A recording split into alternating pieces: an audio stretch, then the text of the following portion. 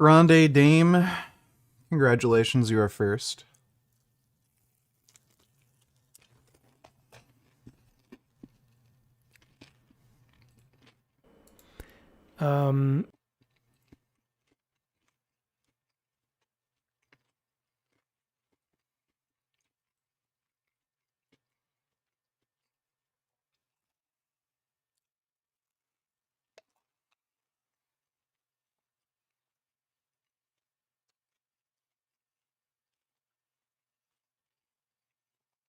What am I eating? I'm eating fried chicken.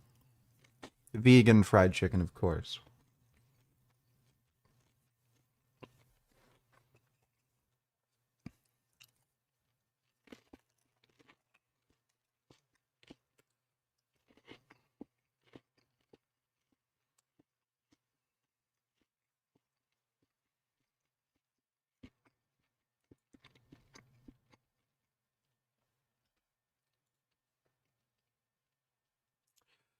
All right. How about My name is Richard. Start watching. My name is Richard. Last name Burgess. I'm a sadist. I enjoy hurting people. My YouTube channel's Vegan Gains. I'm a vegan animal rights activist. The only use I can see getting out of you is cutting your fucking skin up and turning you into my new fucking wall. And that's what most of my content centers around, but I also do health and fitness and political stuff and social issues. I just want to put my foot through the fucking thing and step on it until it's nothing but blood and pulp on the fucking pavement. Got a sack of potatoes here. Do potatoes contain corn? You would make me fucking feel a hell of a lot better, you piece of shit. Yeah, but that doesn't have... Glad the guy's dead. One less animal abuser left alive. Tell me where the fucking corn is. Still never found out where that corn was. It's hard to find a group more universally mocked than vegans. If you look almost anywhere on social media, you'll probably come across some sort of meme or video poking fun at them. And for good reason, because a lot of these dudes are pretty funny. Ain't nothing like a good salad. I said, ain't nothing like a good salad.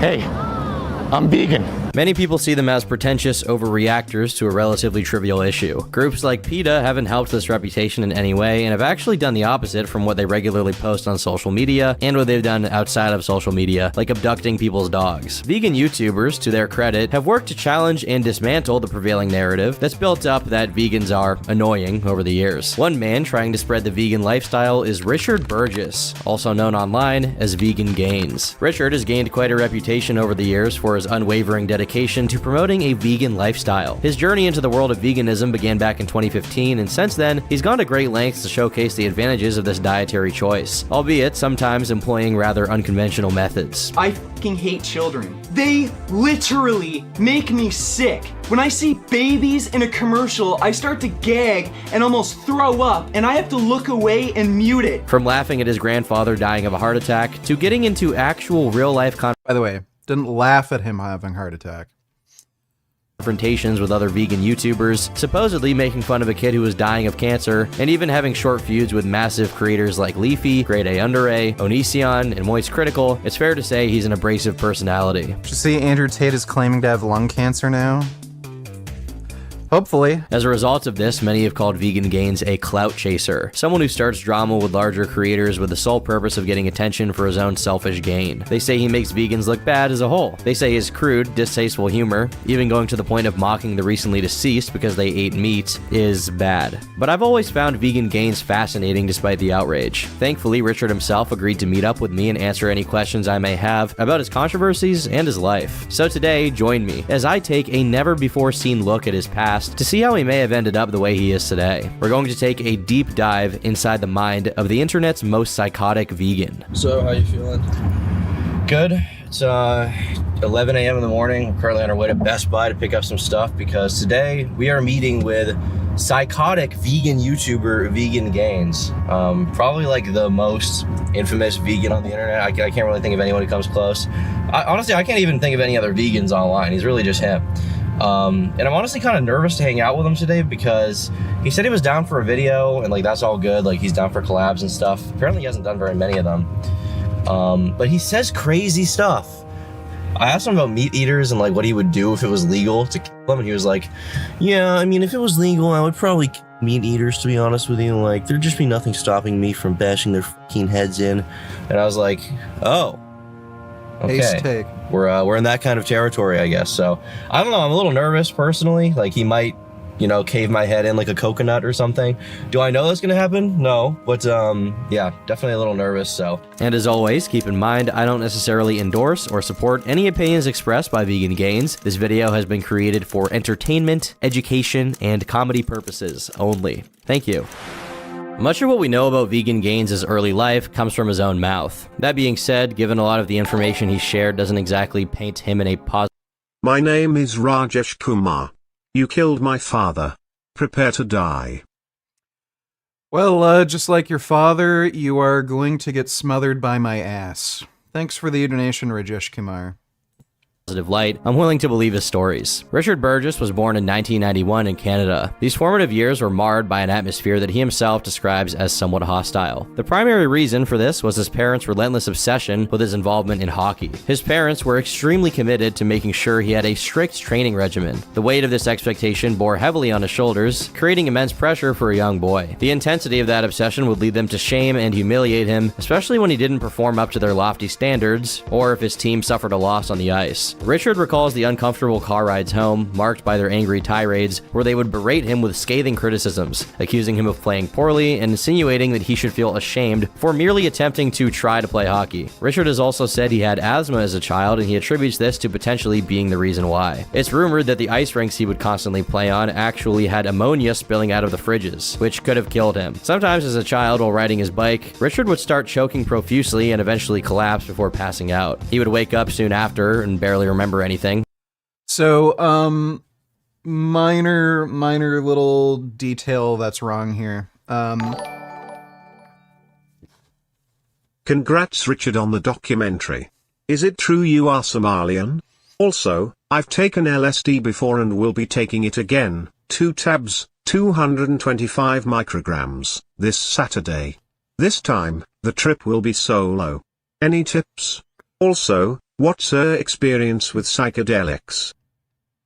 I don't know if I have any tips for you. I would always recommend just having a trip sitter. That would really be my only tip. I'm not Somalian. My dad is from Antigua. That is a piece of misinformation in the documentary that I wanted to correct, but not a big deal. Experience with psychedelics, I've only done magic mushrooms, and I've had some pretty crazy trips. And I have had a positive experience from them overall. Thanks for that donation, though. Go vegan now. So I did probably have asthma as a kid. I was never formally diagnosed because my parents refused to let me go to the doctor to get diagnosed with asthma. They were worried that, I'm pretty sure, if the doctor had diagnosed me with asthma, that would mean I wouldn't be able to play hockey as well or something. It was fucking crazy. And yeah, on one occasion when I was riding my bike, I did completely suffocate. My throat completely closed off. I just got off my bike, sat down, waited to suffocate to death. I passed out, and then I ended up waking up. I did remember what happened. It didn't affect my memory. But I would regularly have my throat close up and I'd have trouble breathing. And on that one occasion, I almost died. But my parents refused to get me, to go to the doctor, get diagnosed with asthma, get me an inhaler or anything. And the doctors would subsequently diagnose him with asthma. These recollections of his family life in those early years are far from fond memories. Instead, they represent the lowest point in his childhood, a period marked by his family fighting and emotional hardship. There were small benefits, though. He recognizes that enduring such harsh criticism and relentless pressure may have inadvertently equipped him with the ability to deal with criticism in the future and overcome any obstacle. These early lessons in resilience would prove invaluable as he started making online content, where the YouTube comment section can be just as unforgiving as the ice rink. Yeah, I got into to, like, it's a pretty hostile environment growing up. I had some pretty crazy hockey parents. I had to do a lot of training, had a lot of pressure on me, and if I, like, just didn't play well, I was kind of, like, shamed and humiliated by my parents. Like in front of other kids, how would they shame you? No, it was usually, like, in the car ride home, just for, like, fucking straight hour, them saying, like, I played like shit. There's no point in them, like, supporting me playing anymore because I suck, like, you know, that sort of crap. Do you feel bad about that? Do you think it gave you a thick skin? Do you appreciate your upbringing, or No, that was definitely not a good thing. not a good thing? Do you think it shaped how you are now? I'm sure to some degree. I think I tolerate a lot of things pretty well because of my upbringing. Like talk online? or Yeah, something? like shit talk online. During the formative years of his life, Richard would start attending school and immediately stood out from your typical kid. He often characterizes himself as an autistic kid, a label that, in many ways, set him apart from the rest of his peers. In the social ecosystem of his school, he was definitely an oddball. However, it's worth noting that he wasn't friendless. He was fortunate enough to have a small but loyal group of friends who stuck by his side. These friends, he would later reflect, were part of the reason he made it through high school. Yet, despite the solace he found in his close-knit circle, he couldn't escape frequent clashes with other students and teachers. These conflicts, in his own words, may have been trivial at times, but he couldn't help but wonder if they were tinged with discrimination due to his Somali heritage. One vivid memory etched into his mind was of a teacher who, in his own words, bore an uncanny resemblance to the fat lady who replaced Mr. Garrison in South Park. His words, not mine. This particular teacher appeared to single Richard out, seemingly for no discernible reason, leading him to wonder whether his ethnicity. Yeah, her name was Miss Fraser. She looked almost exactly like that teacher from South Park. Fat, glasses, earrings, wore those like weird, inappropriate blouses, had like really big, saggy tits. Yeah, her name was Miss Chokes on Dick, right? Played a role in his treatment. The tribulations he faced were not limited to his interactions with teachers, though. In the theater of classroom dynamics, there existed a recurrent antagonist named David. David, though physically smaller, seemed to derive perverse pleasure from tormenting Richard. He engaged in a relentless campaign of small-scale bullying, stealing Richard's pencil case and subjecting him to incessant taunts. In this distressing situation, Richard found himself seeking recourse from authority figures in his life, his teachers and parents, but he didn't receive very much support. This betrayal of trust left Richard feeling even more isolated, and the injustice weighed heavily on his shoulders. I was like the autistic kid who was weird, had few friends, but they were quality friends. I really butted heads with teachers a lot. Didn't usually have too many problems with students, but teachers, got into a lot of fight with teachers. A lot of petty stuff. I think I've had some racist teachers. Really? Because they seem to have like picked on me specifically. Okay. There was one teacher in grade 4, I think her name was Miss. She literally looked like that teacher from South Park, the fat ugly chick that replaced Mr. Garrison. Yeah, okay. She would kind of single me out in class. Like if anybody was talking, like if it would always be me that got like told to shut up. And there was this kid named David in the class, white kid. He would tease me and stuff, and he tried to bully me, but he was like way smaller. He would just try to bully me, but because he was smaller, he had to do like stupid shit, like steal stuff from me, like steal my pencil case. He would lie to the teacher and say that it was like his stuff that he was stealing, and then the teacher would always side with him. Yeah, I almost killed him. The catalyst for this incident can be traced back to an ordinary school day in the 4th grade. At his school, a buddy system was in place, a practice designed to ensure the safety of students during various tasks. It was on this way that Richard was assigned an unexpected partner, none other than his tormentor, David. Their mission was to retrieve files from the principal's office. Together, they ventured out of the classroom and ascended a staircase within the school building, a towering 4-story structure. As they neared a railing, tension hung heavily in the air, a palpable undercurrent of animosity that had been building for far too long. In a shocking turn of events, Richard's pent-up anger erupted, so he grabbed David and basically hung him over the railing while.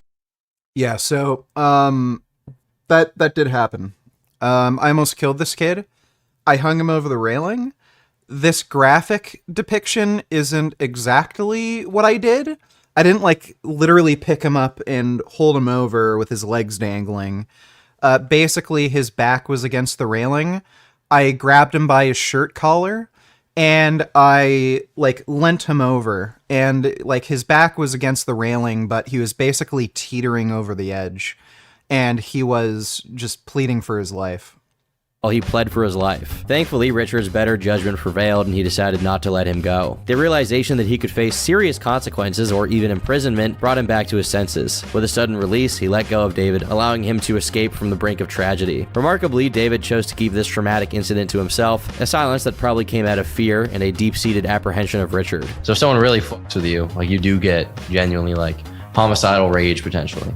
Yeah, like, I think I had a lot less control over my anger when I was a kid. So, yeah, when I was, like, really young, and again, your frontal lobe isn't, like, developed when you're that age. So I could really easily just go off on people. And this wasn't even the only incident like this. In another instance, Richard almost killed him again. The backdrop for this particular encounter was supposedly a school project about Native Americans, a topic that piqued Richard's curiosity at the age of 6. His fascination with archery, an art he had recently begun to explore, became a pivotal factor in this unfolding drama. When this event actually occurred, he was 9 years old. In a decision that would prove to be very ill-fated, Richard decided to bring his bow and arrow to school for the Native American project. Little did he know that this prop would become a symbol of his escalating anger and frustration. It was during a moment of pure rage that he drew back an arrow, taking careful aim at David. His desire, as he admitted to me, was for David to see his death coming. This marked a second occasion during which Richard had threatened David's life. However, as before, legal consequences loomed large in his mind. The realization that he could face incarceration and the profound moral implications of taking a life led him to relent once more, sparing David from the brink of disaster. The aftermath of this incident left David undoubtedly shaken, perhaps nursing not only a profound fear of his fellow classmate, but also a metaphorical fear of shitting his pants. I did archery. So again, this did actually happen. I almost shot this kid with a bow and arrow.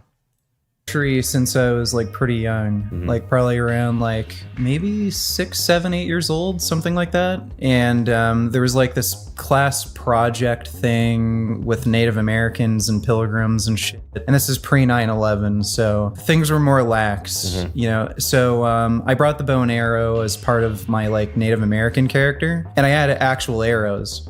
So I just knocked an arrow. I was gonna just shoot him because, like, again, I don't like him. I wanted him to see his death coming, so he wasn't paying attention.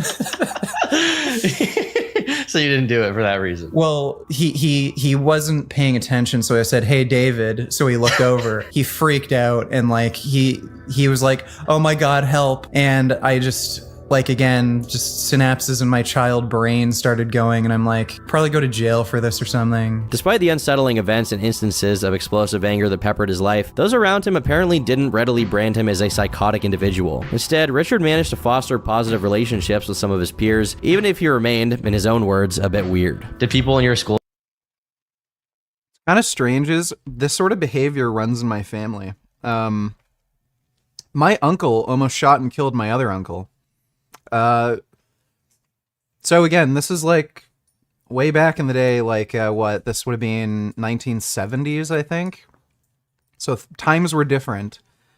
My uncles, when they were a kid, they had a .22 caliber rifle that they just go around and shoot. Like back then, I guess a .22 caliber rifle was basically considered like a BB gun.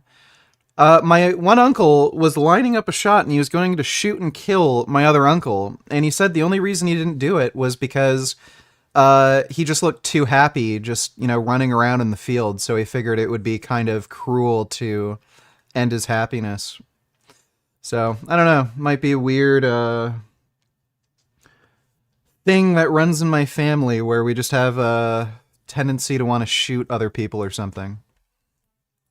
People see you as like psychotic or dangerous or anything?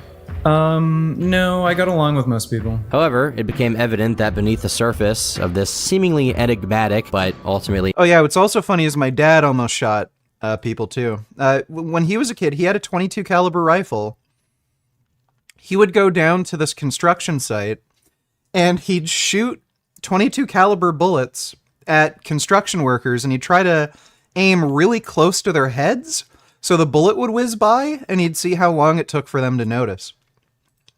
harmless guy to most people, there was a lot of anger. During this period, Richard grappled with a hair-trigger temper, easily flaring up in confrontations. Richard himself attributes this volatile disposition to the fact that his brain had not fully matured. Yet his self-analysis doesn't end there. He hints at the possibility of having autism or Asperger's, though he clarifies that he's never received an official diagnosis. Later in life, discussions with friends and even his wife hinted at suspicions that he might exhibit traits associated with these conditions. These revelations add a layer of complexity to his story, shedding light on potential underlying factors. To further complicate matters, Richard also thinks he may have ASPD, or antisocial personality disorder. ASPD is most often associated with psychopathy or sociopathy, which in turn is characterized by a lack of empathy for others. Traits that would definitely align with his behavior in childhood, and even as an adult, it makes sense. He doesn't shy away from confronting this possibility head on, acknowledging that he perceives himself as a possible sociopath. But obviously this is not an official medical diagnosis, this is just what he believes. The way I think, like, as long as people don't get in my way, I don't care. Like, I'd rather just generally not be around too many people or associate with them or get to know them. There's some people that I think are cool that I,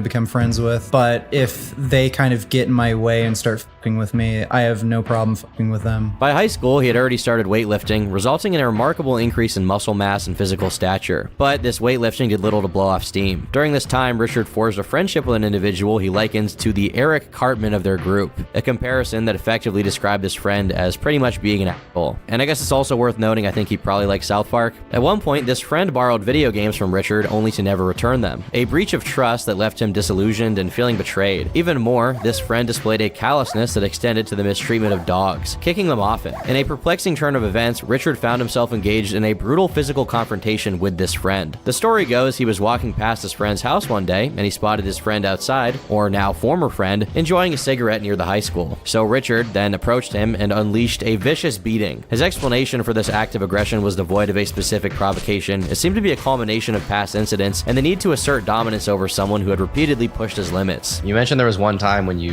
like brutally beat some kid. Yeah. When you were still in high school still? Yeah, this was high school. I think I would have been about 16, 17. Okay. And you were into lifting by that time? Yeah. Were you pretty jacked or were you trying to go more lean? For my age, I would have been pretty jacked. Okay. Yeah. And this kid, what was your beef with him? Was he your former friend or something? Yeah, he was kind of like the Cartman of a friend group I had, and I lent him video games that he stole, and I saw him kick his dog, and then I just beat the crap out of him. Jesus. And you just like confronted him outside of his house? He was just there? He was just there smoking cigarettes, and I happened to be there, so I just beat his ass. Damn. That's crazy. Like, it wasn't like a premeditated thing you were thinking all day. You just happened to be driving by. Yeah, I just happened to be walking by, saw him, beat his ass and just walked away? Yeah. That was it? And you felt no remorse or anything for that? No.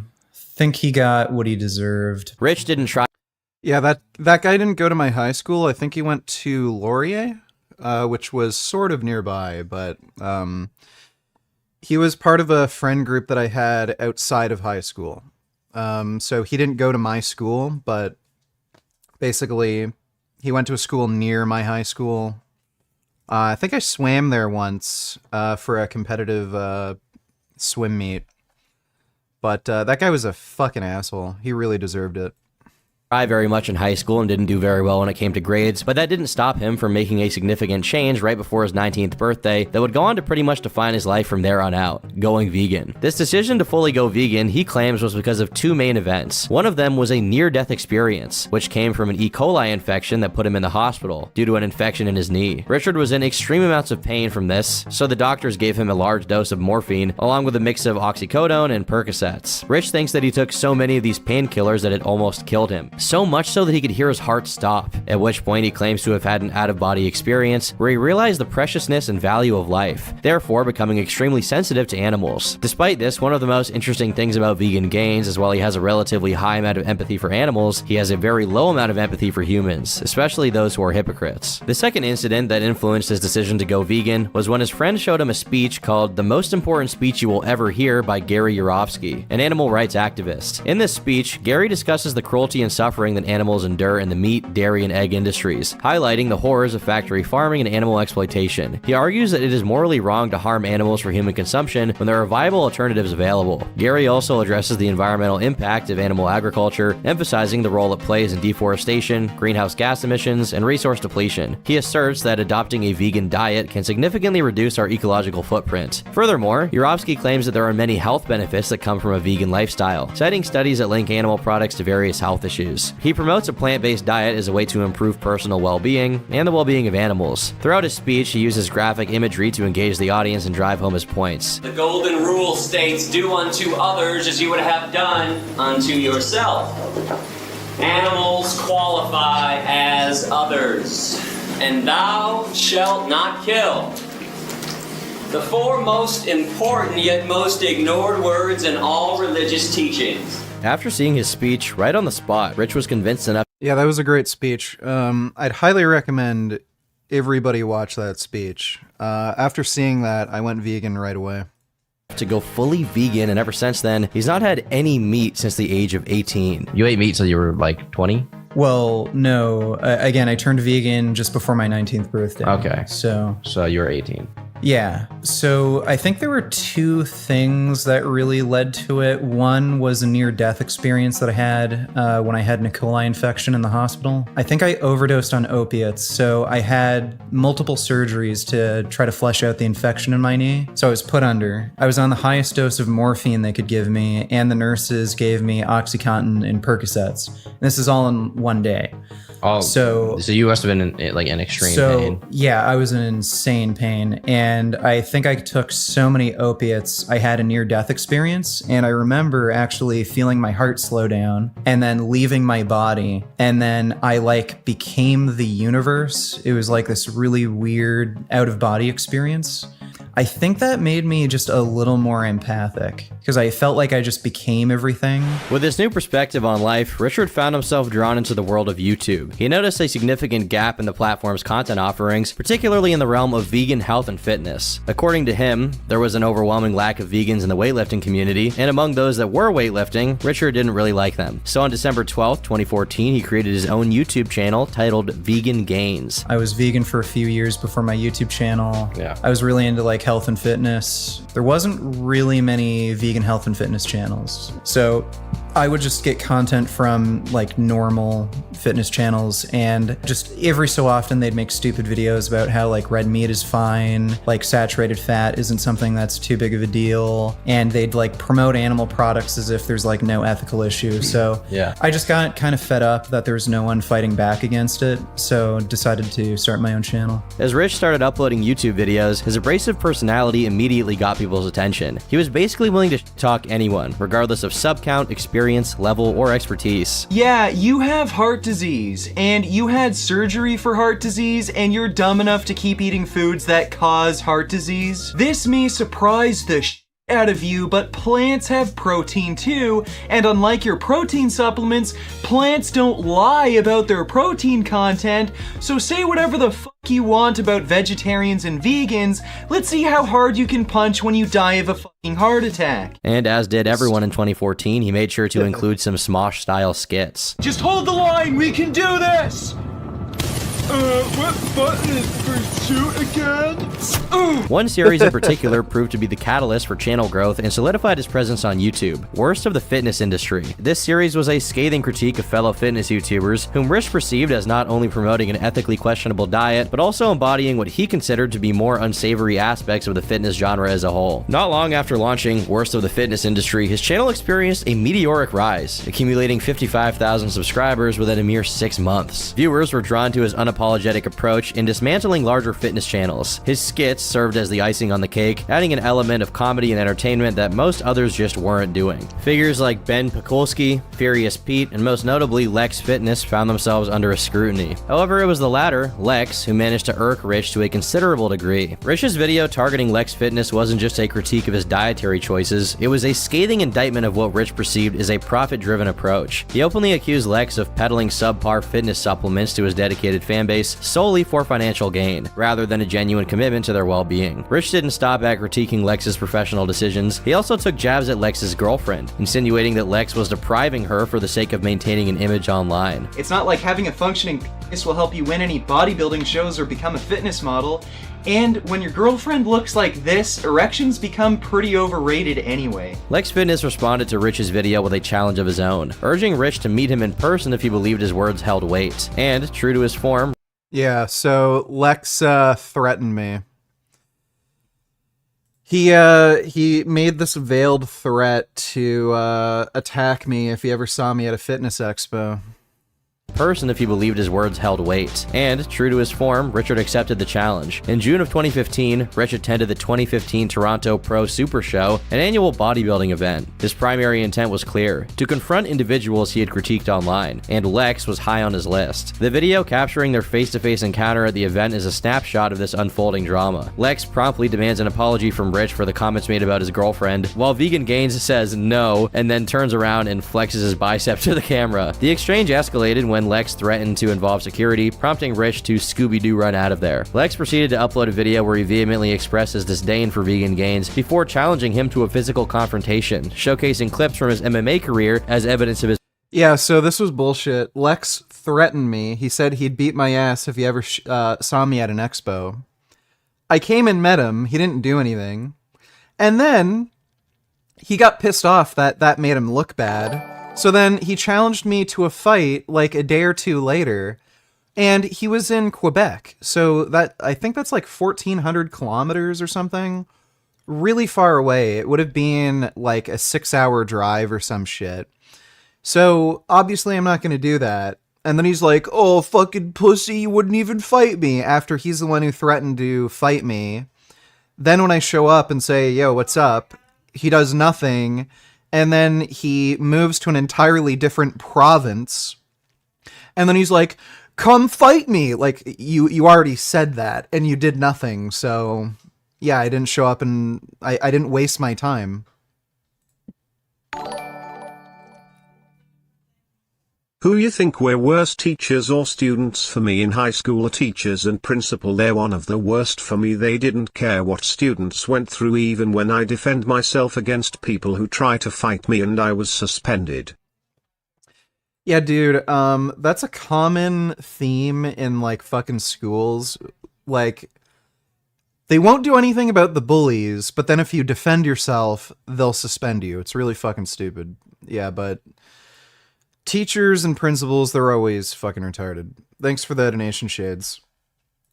His preparedness. According to Lex, Rich did eventually extend an apology to Lex's girlfriend, Lainey, but notably omitted one directed towards Lex himself. The full extent of that conversation remains unknown, but it's assumed this controversy is resolved because it's basically forgotten by now. Another thing to note about his content around this time was that Vegan Gains was trying to be as edgy as possible. I mean, it was YouTube 10 years ago, who wasn't? The start of his videos usually had an audio clip of a distorted voice saying "pray to Satan," while text flashed on screen saying the same thing. Pray to Satan, pray to Satan, pray to Satan. So I'm 25, still living with my parents, working as a delivery driver. I live in California, so I don't make enough to live on my own. And I'm fucking broke, and it's fucking with my mental health, and I'm at a quarter-life crisis. Should I go back to school? You should only go back to school if you think it will actually help you make more money and move out. Going to school is not something that guarantees you anything. You're not guaranteed a job. You're not guaranteed a career. You're not guaranteed a certain amount of money. So unless going to school is going to actually get you something, don't bother going to school. Something that is much more of a guarantee is learning a trade. So if you learn to be an electrician or a plumber or something like that, that is a much better guarantee of money. And it also is less financially costly, usually, than going to, like, college. So you might want to consider getting into the trades rather than just going to school for, like, some bullshit degree like business. But thanks for the donation, Anonymous. Best of luck to you, sir. So bodybuilding has a really big niche fan base, sort of like Miss America. He appeared to be basically doing anything to piss people off. But it wasn't all edge. There was a genuine point to Rich's sword. In his own words, the reason why he was exposing so many fitness industry YouTubers, I just want people to realize that just because these people look good and they seem nice, they're not really trying to help you out. They want to sell supplements. They want to sell their lifestyle. They want to get money from sponsors. All of this is just completely unrealistic. I think people should just focus on health, and if you want to be athletic and go after some real athletic goals, then you shouldn't really be focusing on these bodybuilders because they're not really athletic. They're really out of shape, really. If you take a look, especially leading up to the show, a lot of people say that it's about jealousy or it's about hating on people, and it's not jealousy. I'm not jealous, or I don't really even necessarily hate any of these people. Some of them, I think they really do believe what they're saying, and people just need some perspective. Just look at the videos objectively. I want people to open their eyes and just see the other side of things and see what's really going on behind the scenes. By this point, Vegan Gains had undeniably carved out a reputation for himself in the YouTube landscape. He'd become notorious for taking every opportunity, or perhaps even inventing opportunities, to bring veganism into the limelight. His unorthodox and extreme methods of confronting and calling out people on various topics, especially when they related to veganism, were nothing short of attention-grabbing. People may have had mixed feelings about him, but there was no denying that he was an eccentric individual who, for better or worse, had a very felt presence in the fitness community. But Gaines' appeal was relatively niche. He wasn't known outside of bodybuilders. This would all change when an up-and-coming channel called Grade A Under A cast his eye upon Vegan Gains. On the 28th of June, 2015, he uploaded a video titled "Proof that Vegan Gains is a Liar." The majority of this video was dedicated to Grade dissecting and exposing the contradictions within Richard's statements about why he adopted a vegan lifestyle. The implication was clear. Richard might have been Yeah, the Grade video is stupid. He basically took two things I've said out of context and conflated the two stories. It was just a stupid video, and I didn't really care about reacting to it because of, one, he's annoying as shit. I could barely watch the fucking video he made of me. And two, I just didn't see any point in responding to it because he was just lying about something that I thought was inconsequential. Like, I just didn't care. Bending the truth or even fabricating stories to garner sympathy, respect, and of course, more views. A central point of contention in Grade's video was Richard's habit of publicly calling out fellow bodybuilders for their alleged use of steroids. What Grade found odd is that some of the individuals whom Richard had personally endorsed in the past had their own history with steroids, thereby pointing. Yeah, so the difference there being the people who are like vegan who are on steroids, they were open about their steroid use, whereas the people who I criticized that weren't vegan and on steroids, they weren't open about their steroid use and they lied being natural. So, you know, Cali Muscle being an example. Out a glaring inconsistency. Interestingly, at the end of the video, Grade issued a challenge. He essentially dared Richard to respond, stating that if Richard chose not to react, he would release 2 groundbreaking videos. Clearly, this was a tactic aimed at prodding Vegan Gains into a response, potentially sparking a heated feud and generating even more buzz. Now, hopefully, I don't have to make any more videos about you. I've already made 2 other videos that are ready to be uploaded in like a second's notice, right? One of the videos that I have is one of his worst of the YouTube fitness industry videos that I stole when I hacked into Vegan Gains' computer. Because I'm a hacker, me, right? And it's one he didn't upload for very good reason. It's not one he would want you seeing, trust me. And as if that wasn't saucy enough, the other video that I've got is a personal video message to Vegan Gains from a very fucking surprising source. What was surprising was that Richard chose to remain silent in the face of provocation. At that point, it was widely acknowledged that he had a knack for.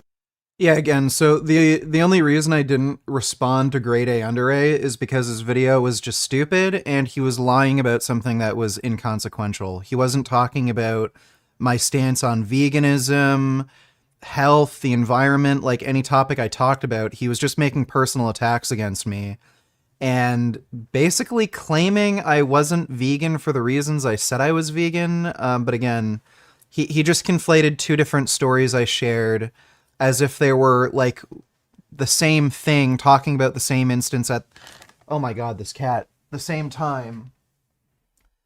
So I just didn't bother. It was a waste of time and I just found him insanely annoying. I could barely watch his content.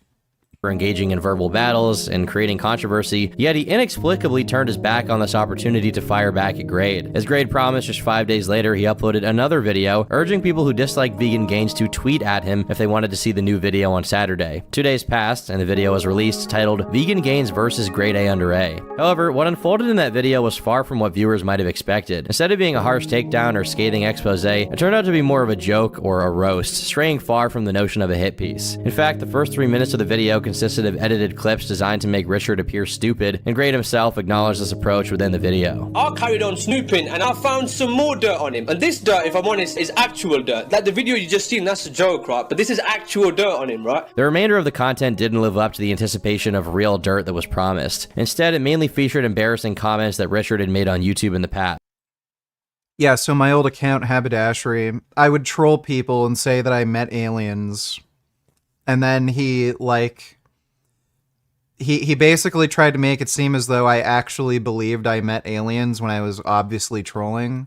So, like, again, there's another reason why I didn't bother responding to Grade, because he was just dishonest.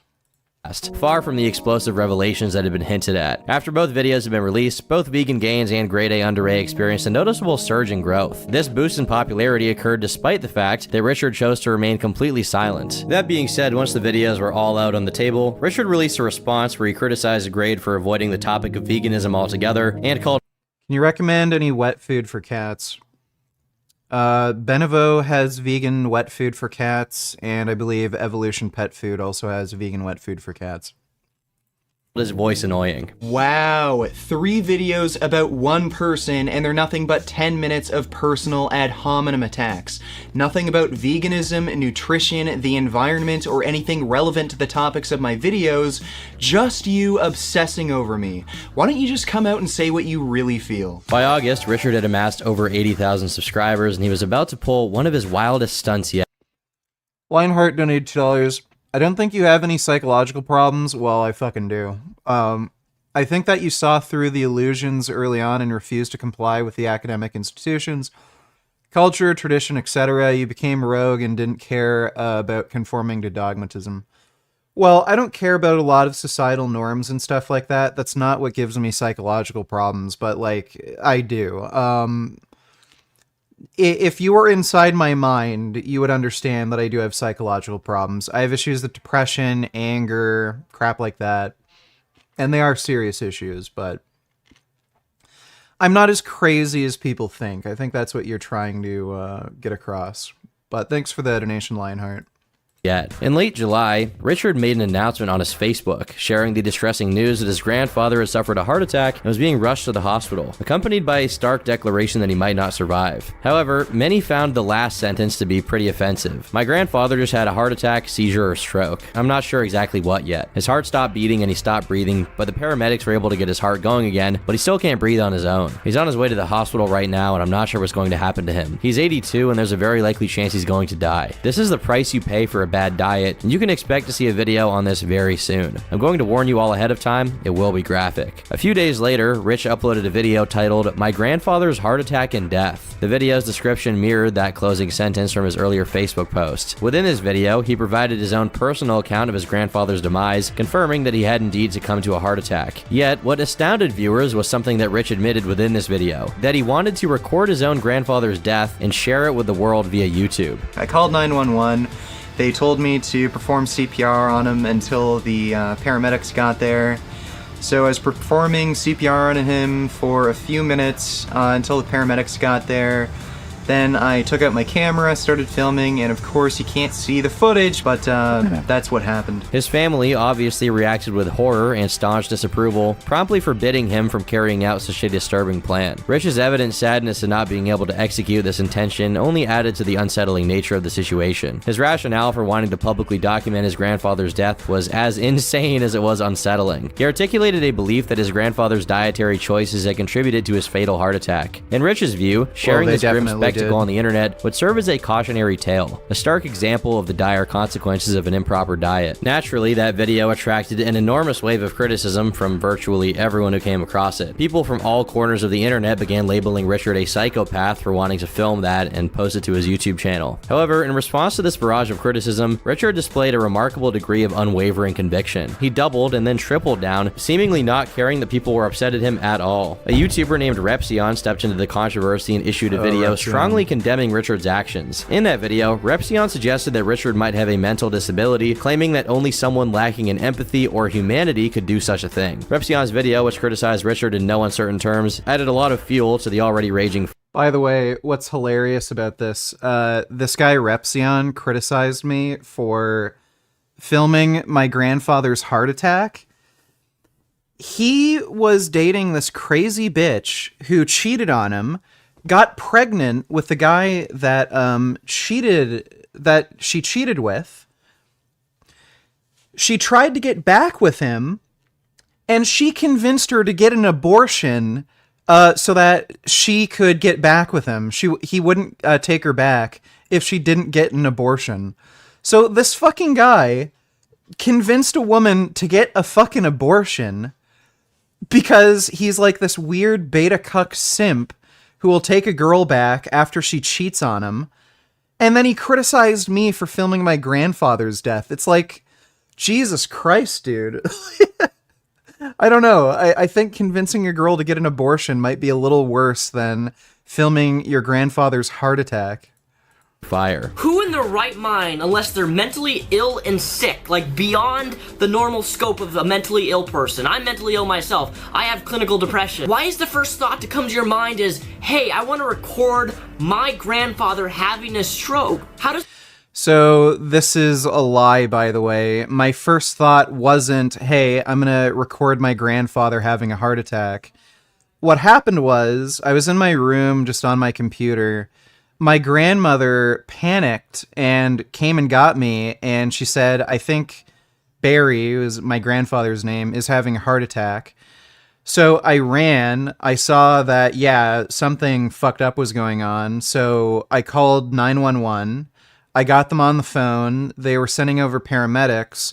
And then while the paramedics were, coming, I was giving him CPR. And I was giving him CPR for maybe about 5 minutes. I also recently, I think 2-3 years beforehand, got a CPR certification. So I actually knew how to perform CPR as well, in case something like that happened. So I performed CPR on him for like 5 minutes. And if you actually perform CPR, it's like pretty brutal. I probably broke like a good amount of his ribs. Because each time I'd do the chest compression thing, I was hearing the bones in his rib cage crack. And so I did it properly. That's how you're supposed to perform CPR. It's brutal. So then when the paramedics got there, I helped them rip off his shirt. They attached electrodes and everything to his chest. And I, like, during the whole process, too, I could see him going in and out of death. So when his heart, like, completely stopped before I started performing CPR, he went blank white and stopped, like, moving at all. When I started doing the chest compression, his heart got going again, and I could see a few times he'd go completely white, and then as I kept doing the chest compressions, he would become alive again. It was really fucking weird. But then after all that was done, like after I did the CPR for 5 minutes, after the paramedics got there, after I saw that they had everything handled, I decided to just go to my room and grab my camera. So he's making it seem as though, oh, look, my grandfather's having a heart attack. Let me go grab my camera. That's not what happened. Like, I was focusing on calling the ambulance, getting him resuscitated, doing CPR. Once the paramedics got there, making sure they have everything, handled. I was helping them a little bit when they first got there. And then once they had everything handled, I just went and grabbed my camera.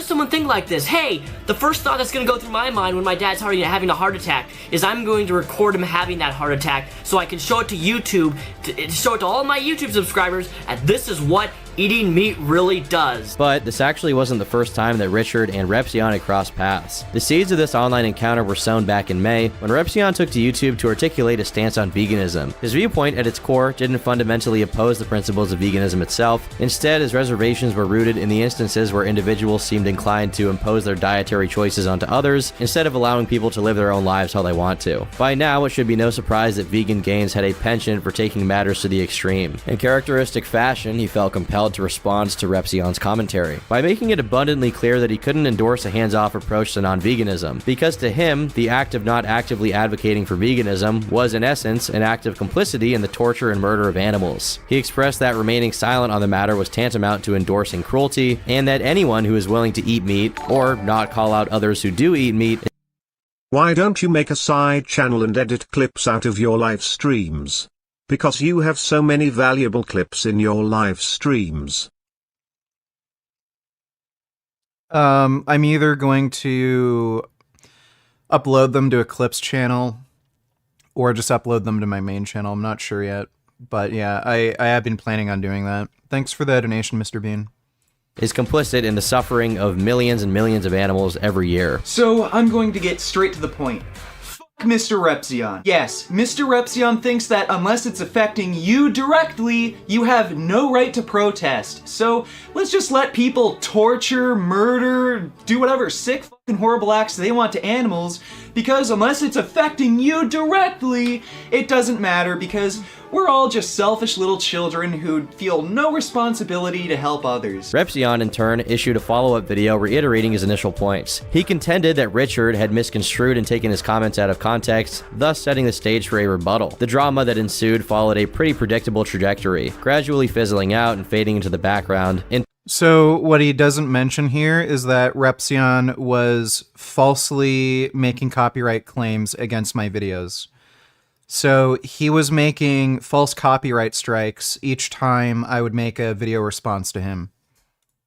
Until Richard's grandfather passed and he wanted to film it and post it to YouTube, at which point Repzion got involved again. Of course, Vegan Gains saw Repzion's video about his grandfather, and in typical fashion, he responded by launching into a heated rant while playing Call of Duty during a live stream. He did not hold back, calling Repzion a little bitch, and even making death threats, which... So, a little bit of misinformation here and a little bit of lacking context, and I don't blame Tom for getting this a little wrong. It's deep lore, and some of this I wouldn't expect him to know. So, Repzion was making false copyright claims against my channel as I was making response videos to him. He DMCA striked me twice, and if I got a third DMCA strike, that would mean my channel would be gone. So he was fucking with my livelihood. Like, again, at the time, that was the only way I was making money through YouTube. So he was about to, like, basically, like, upend my whole fucking life by making these false copyright claims against me. I got, you could imagine if somebody was, like, fucking with your job and making it so you couldn't earn money and upending your life, you'd get pretty pissed, too. So somebody during a live stream asked me what I thought about Repzion. I didn't go into this rant out of nowhere. Somebody asked me what I thought about him, and because I got so pissed off at him making false copyright claims, yeah, I took out a knife and I said that I wanted to kill him. Now, I'm not saying it was right for me to do that. I definitely shouldn't have done it, and if I could go back in time, I wouldn't have done that.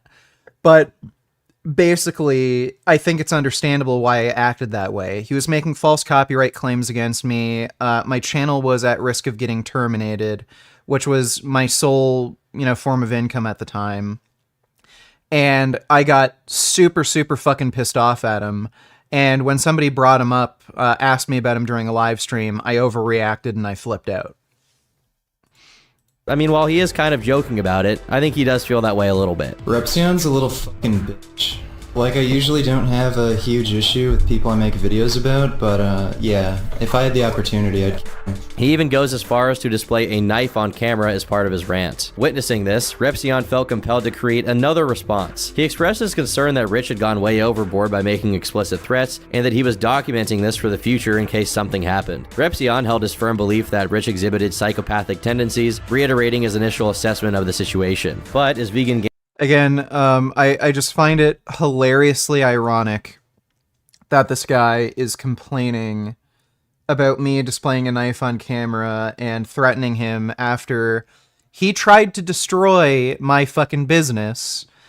Yet he convinced his girlfriend to get a fucking abortion. I don't know at what point during gestation she got an abortion. If it's before 12 weeks, I might not have an issue with it, but...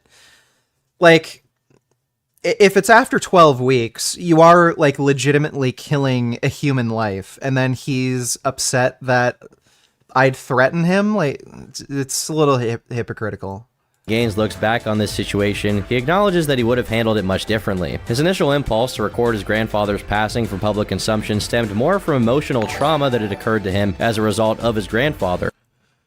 Mike donated $2. Why do so many military veterans in the U.S. end up homeless? It's because they have a lack of skills that... yeah,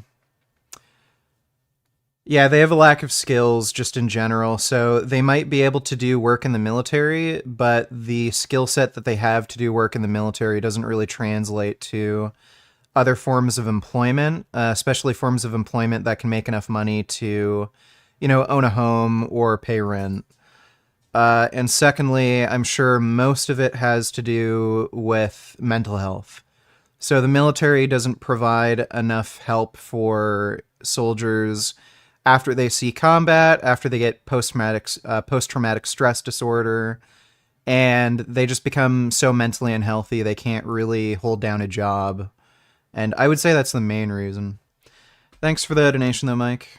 Which also extended to the rest of his family. The reasons he had given previously, such as wanting to showcase his grandfather's dietary choices and how they led to his death to his audience, served more as excuses for his actions rather than representing the actual motivation behind them. I didn't post it to YouTube. Okay. My family stopped me from doing that. But you would have, I guess. Yeah, I would have. So the real reason, I've had years to think about it. I've had a lot of issues with my grandfather. He was pretty abusive to me. A little bit physically, like he's hit me a few times, but a lot like mentally and emotionally. Okay. And he was a scary guy. Even like my mom and my uncles, so his kids, they would talk about having like nightmares about him throwing like explosive glass at them and shit. So like he was kind of a scary, intense dude. It's a bit of a love-hate relationship though. He's kind of like the nicest asshole you could ever meet. I think he was mistreated a lot as a kid, and he would do things to kind of like make up for that, like make sure you get every Christmas present you want. That being said, this wouldn't even be close to the last time that Richard managed to piss off the audience and attract the ire of commentary channels who sought to profit off of criticizing him. Furious Pete, another bodybuilding YouTuber from Canada, was on a steady climb in terms of subscribers during the same time period as Richard. Like Rich, he had an interesting story that set him apart. At the age of 17, Pete battled and overcame an ED, which was a significant turning point in his life. He then shifted his focus to fitness and even started competitive eating as a sort of personal rehabilitation, which is an interesting story to say the least. Over the past decade, Pete has managed to garner an impressive following of over 2.5 million subscribers, and his channel features some truly mind-boggling content, including videos where he devours insane quantities of food in record time, from eating 2 pounds of butter a day to taking on the challenge of consuming 150 warheads in one go. Pete used his YouTube platform not only for showcasing his eating feats, but also for documenting his workouts and trying to incorporate workout content along with his eating challenges. One of the most memorable moments that added to his fame was when he consumed over 7 pounds of pulled pork in just 6 minutes. In October 2014, he broke from his usual content style to upload a video on his channel, and this time, the tone was pretty sad. Within the upload, he told his fans that at age 30, he had received a diagnosis of testicular cancer and had to undergo surgery to remove one of his testicles. Despite the gravity of the situation, Pete reassured his friends and fans that he intended to continue living life much as he always had. However, some viewers believed that he needed to make substantial changes to his lifestyle, particularly when it came to his diet. The prevailing sentiment among some was that he needed to significantly reduce his meat consumption to improve his chances of defeating cancer. He was literally eating pounds of meat a day, so it's not unfair to make an assessment like that. These discussions around Pete's diet... Yeah, I mean, like, if you see what the guy was eating, like, it's not unfair to say, like, buddy, maybe just eat some celery, you know?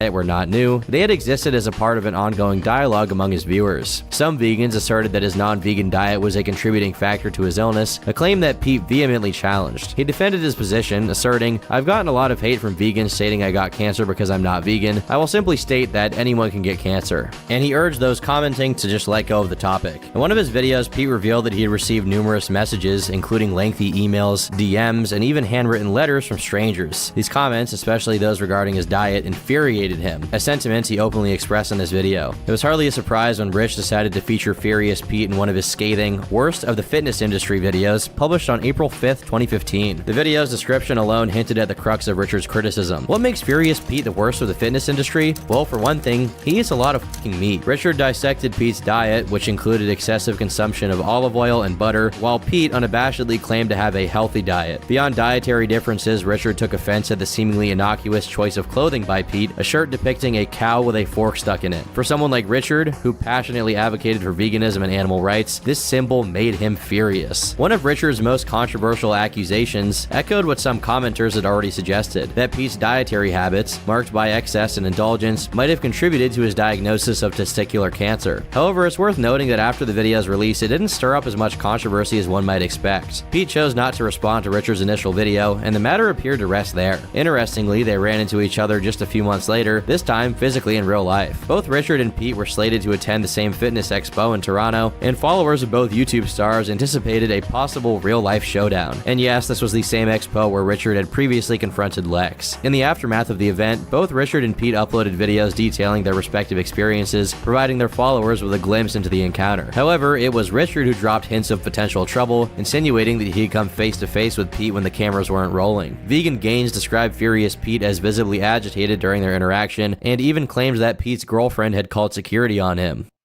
Yeah, his girlfriend called security and she lied. I think she told security that we had threatened them, when all I did was go up to their booth and say, "Hey, what's up?" Like, that's all I said, "Hey, what's going on?" And then Furious Pete just said over and over and over again, get out, go, leave. And I was like, well, I just want to talk. Like, what's the problem? And then security ended up coming by and then saying, like, we're going to kick you out of the building. And then we had to explain for like a good 10-15 minutes that we didn't threaten anybody, we didn't do anything, and fucking Pete's girlfriend was lying to them.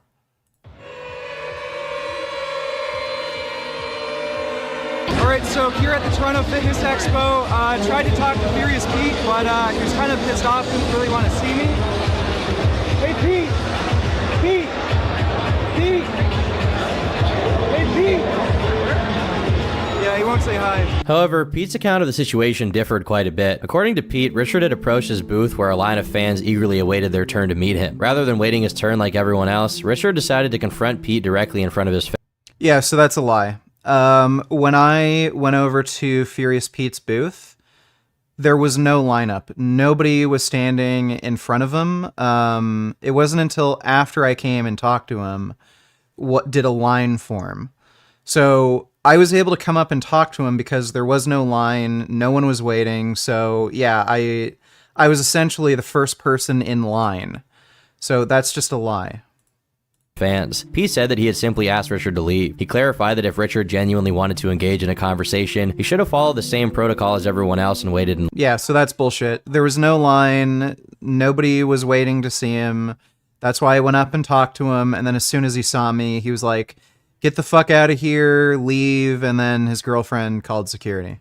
line. Despite the tantalizing prospect of an on-camera confrontation, the alleged face-off between Richard and Pete at the Fitness Expo never really happened, leaving the drama somewhat inconclusive until a few months later. Pete had recently gone into remission, which means that the cancer looked like it was going away, which is obviously great news to his followers and him. Richard, however, kept on the warpath. As the Vegan Gains channel continued to grow, he once again took aim at Furious Pete, this time with a scathing video denouncing Pete's new weight loss supplements as nothing more than a scam. Surprisingly, even in the face of these accusations, Furious Pete chose not to react, maintaining a stoic silence. However, events would soon take another grim turn for Pete. Later in that very month, news broke that Pete's cancer had made a return. Meanwhile, behind the scenes, reports emerged that Pete had initiated a series of private copyright infringement claims against Richard for using his footage without permission. In one of his video uploads, Pete candidly disclosed his choice to undergo radiation treatment to combat the resurgent cancer. While the majority of comments on this video offered heartfelt support, one particular comment stood out for its lack of sympathy. It was a comment left by Vegan Gains, where he said, "By the way, you're not going to be able to make fallacious copyright claims on my videos when you're dead." Perhaps as a response to Richard's callous comment, visitors who clicked through to Vegan Gains' account discovered a new video titled, "Furious Pete has cancer again. Oh no." In this video, Richard did not hold back at all. He seized the opportunity to reiterate his unyielding stance on animal products and their association with cancer. In characteristically blunt fashion, he didn't mince words when referring to Pete. So there you go, animal products greatly increase your cancer risk, and Furious Pete is a dumb, selfish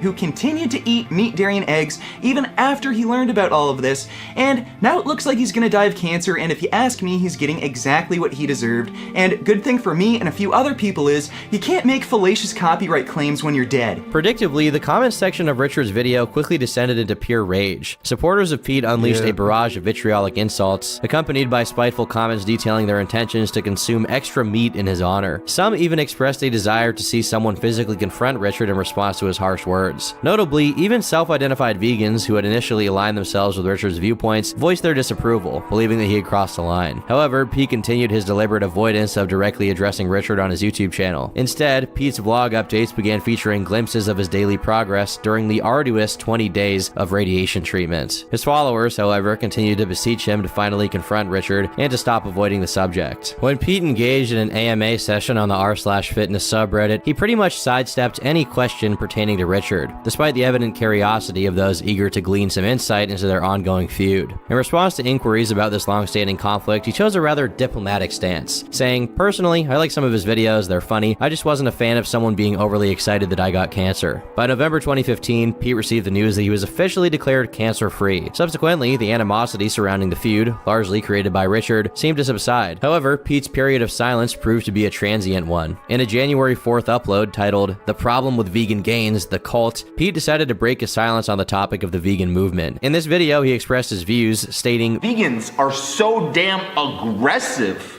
in trying to influence others that are not vegans to become vegans. They're so damn aggressive, and if you say no to them, they wish death upon you.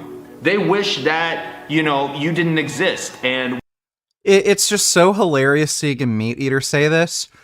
Vegans want me dead. Like, just like how you want animals dead, you dipshit. Like, it's funny how they just, create this double standard for them. So it's okay to kill animals. It's okay to wish death upon animals so that you can eat them. But if somebody wishes death upon you, "Oh, I'm a victim. Why do you think that? It's so mean to wish death upon someone," even though you pay for animals to get killed. wish you nothing but the worst. I hate to make this comparison, but it's in the news all the time, and veganism is almost like ISIS lately.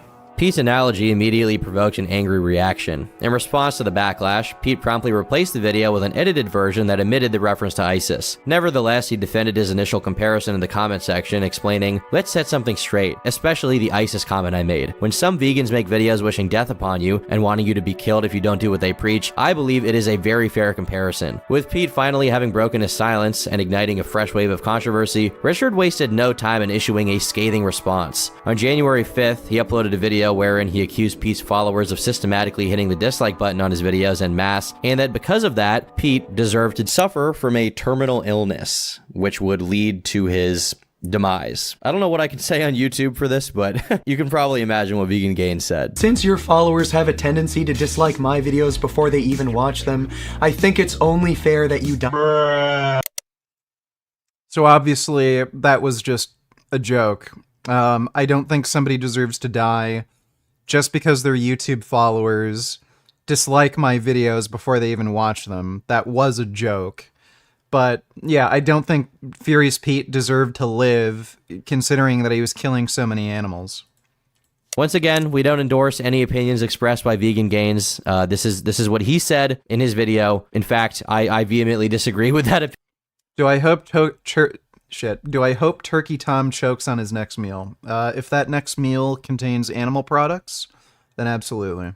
Opinion, of course. Within a matter of days, Richard's response video amassed a staggering 21,000 dislikes compared to 15,000 likes. The comment section became a battleground for supporters of both parties, with impassioned individuals voicing their thoughts. Some commenters expressed their desire to see Richard confront his critics in person, with one individual writing, "Man, I just want Vegan Gains to talk crap to all these people face to face and get his ass kicked." In response, Richard confidently retorted, "I have and nothing happened," before sharing a link to his video documenting the Toronto Fitness Expo, where the alleged confrontation with Pete took place. Surprisingly, a few people emerged from the woodwork to defend him though. One woman wrote, "I don't even like Vegan Gains, but everything he says in this video is completely valid. He draws comparisons that are 100% true and relevant. Furious Pete needs to pull his head out of his ass." But predictably, neither side showed any inclination to concede to the other, and ultimately the drama died down. In 2016, the Vegan Gains channel experienced continuous growth, and this year could probably be considered the pinnacle of his internet fame, or perhaps more fittingly, his internet infamy. If you scoured Reddit around that time, you'd come across some individuals, often referred to as fedora tippers, likening him to the Donald Trump of vegans, a truly insightful comparison that added a touch of intellect to his online persona. Throughout 2016, Richard began adopting an even edgier approach in content creation, aligning with the prevailing trend of commentary videos and scathing critiques of fellow creators. This period witnessed the creation of some of his most infamous videos, such as How I Humanely Kill People. In this video, Richard sat in a dimly lit room, casting a shadowy silhouette across his face as he delved into explicit details. If your grandfather was alive today and somehow, some way genuinely apologized and said I am sorry for being abusive emotionally and physically, could you forgive him and have a relationship with him? Yeah, if he was truly sorry, yeah. Don't see why not. Thanks for the donation, Dick on the Moon. About his method of meticulously targeting individuals with seemingly great lives and consuming them for his own pleasure. And if it's not clear, that video is satirical. He's not being serious, I think. Another highly talked about video from this era was If Elliot Rodger Was Vegan. And not to be forgotten is his classic invite to the Toronto Veg Fest, a vegan festival where he hoped to connect with his fans in real life. It's a great opportunity to meet me, and don't be shy, I say hi and talk to everyone. Hey, Vegan Gains, Vegan Gains! Told you!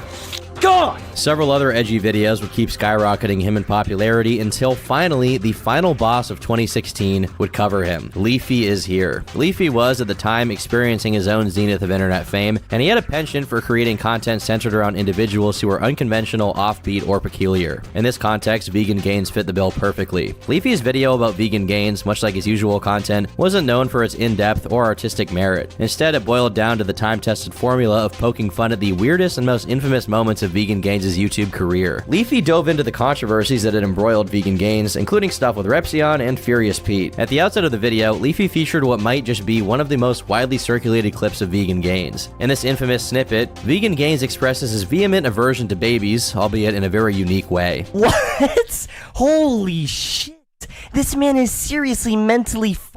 This dude needs to straight up be locked up, and I'm not talking about jail, I'm not talking about prison. I feel like the US government needs to drop some budget and redo Alcatraz, and then put this man in a helicopter, fly over to Alcatraz. Once the helicopter and this man-child are about 100 feet above Alcatraz, toss him out of the fucking helicopter like a horseshoe, and also with no parachute. Trust me, he'll be fine. The shock value was undeniable. However, it's worth noting that Vegan Gains later revealed that his revulsion towards babies wasn't just a persona he put on for the internet. He claims to have harbored a deep-seated and irrational fear of babies since childhood. He finds their appearance unsettling and even underwent a vasectomy, a drastic step that he attributed to his discomfort around babies. This vasectomy was the original inspiration behind the controversial video, which features his tirade about infants. They're not cute. They have have like these weird bald heads, bulging eyes, creepy little toes and fingers. Yeah, they just creep me out, and they make really annoying sounds. So you would never want to have kids?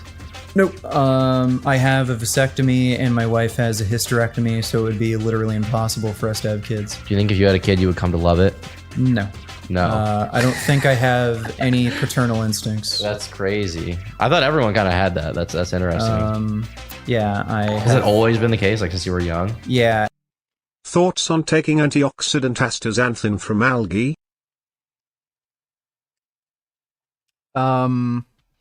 Usually taking antioxidant supplements don't seem to have the same benefits as taking antioxidants from whole food sources. So if you're thinking of taking an antioxidant supplement, I don't think it would really benefit you. I would just eat more high antioxidant foods like fruits and vegetables.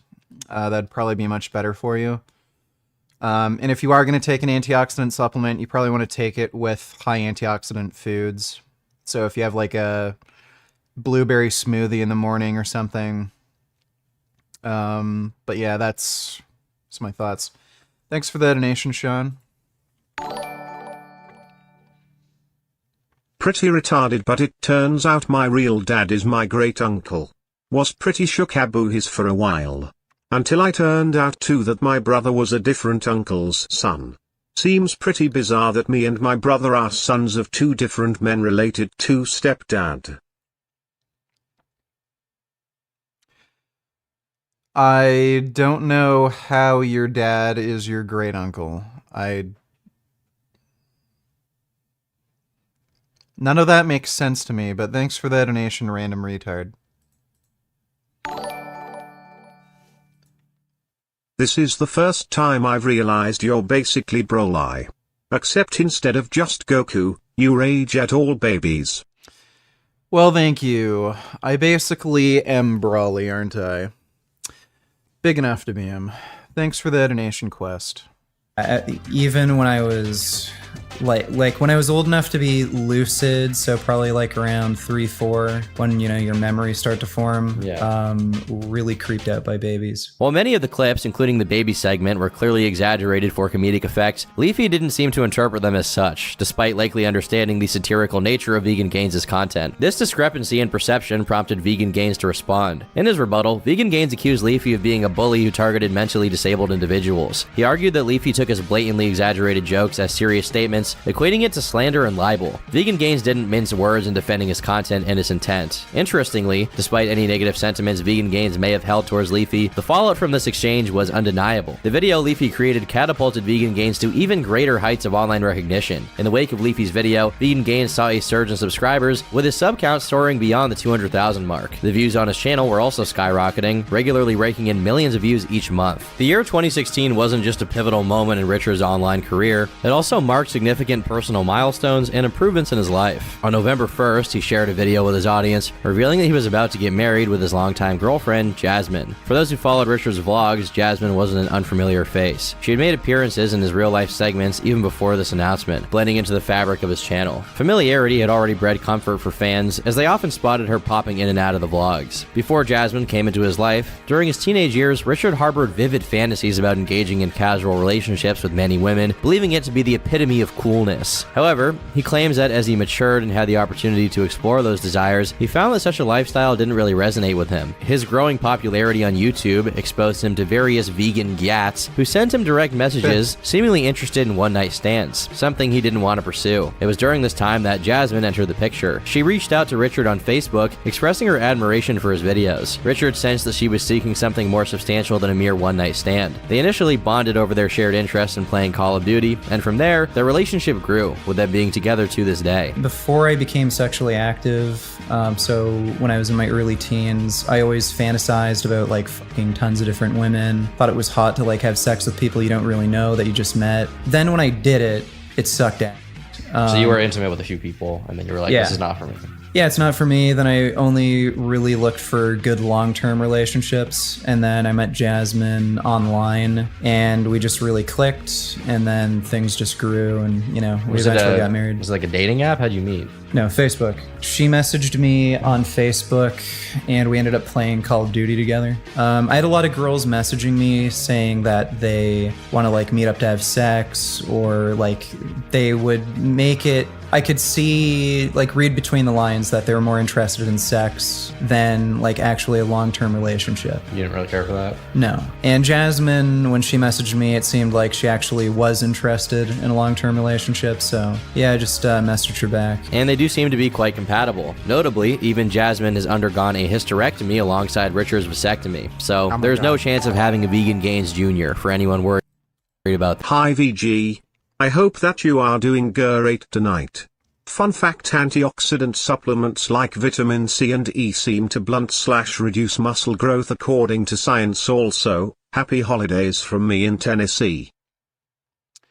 Well, what they seem to do is reduce the adaptive response to exercise. So yeah, I know this is a well-known effect of taking antioxidant supplements. So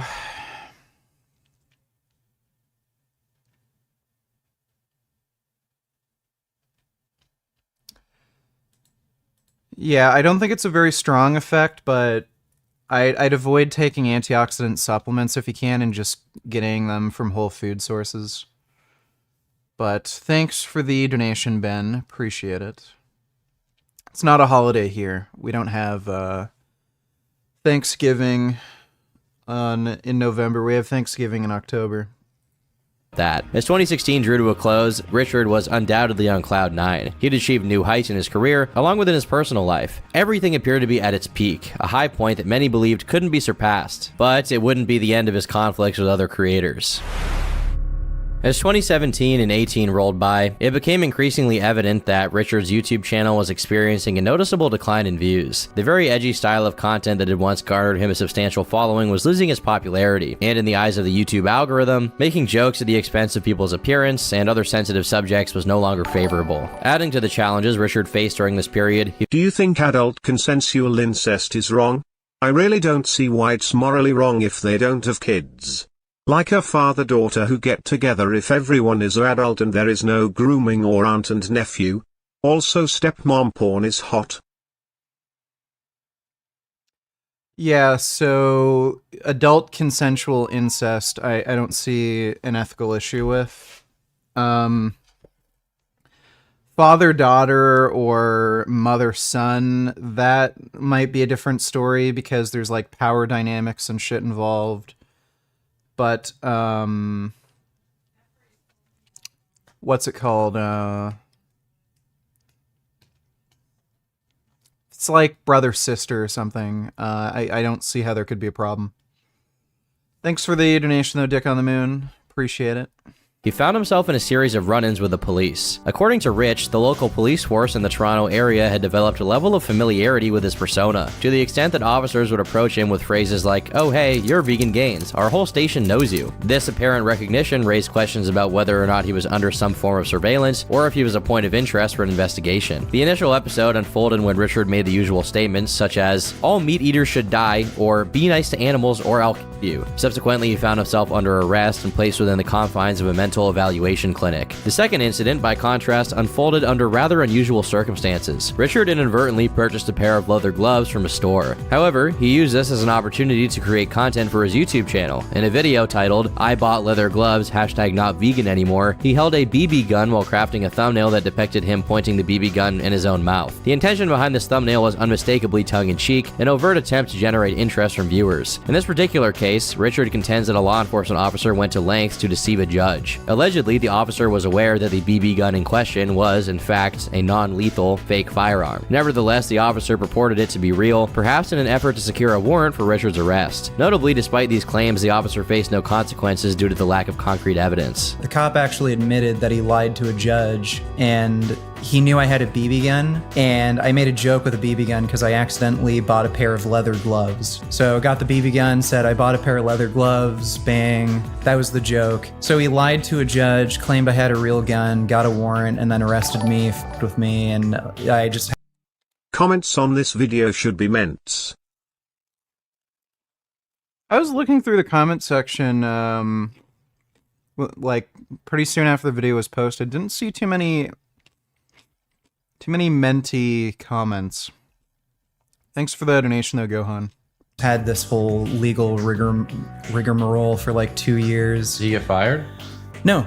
Couldn't prove it. None of it was recorded, so... Once again, keep in mind, this story is just from Vegan Gain's perspective. The reality could be entirely different. This setback, however, didn't deter Richard in the slightest. Notable figures he found himself in debates with included creators like Matt Dillahunty, Andy Worski, and Vosh. And so, life on YouTube carried on, with his debates and edgy content sparking both intrigue and controversy. It seemed like he was navigating this much as he always had, but then in January of 2019, his YouTube channel was hit with not one, not two, but 3 strikes, leading to its complete termination from the platform. One of these strikes, Richard explained, stemmed from a video in which he poked fun at another creator, targeting their hairy chest and even talking about possible interest in female domination. These comments were clearly in jest, intended solely for comedic effect, but...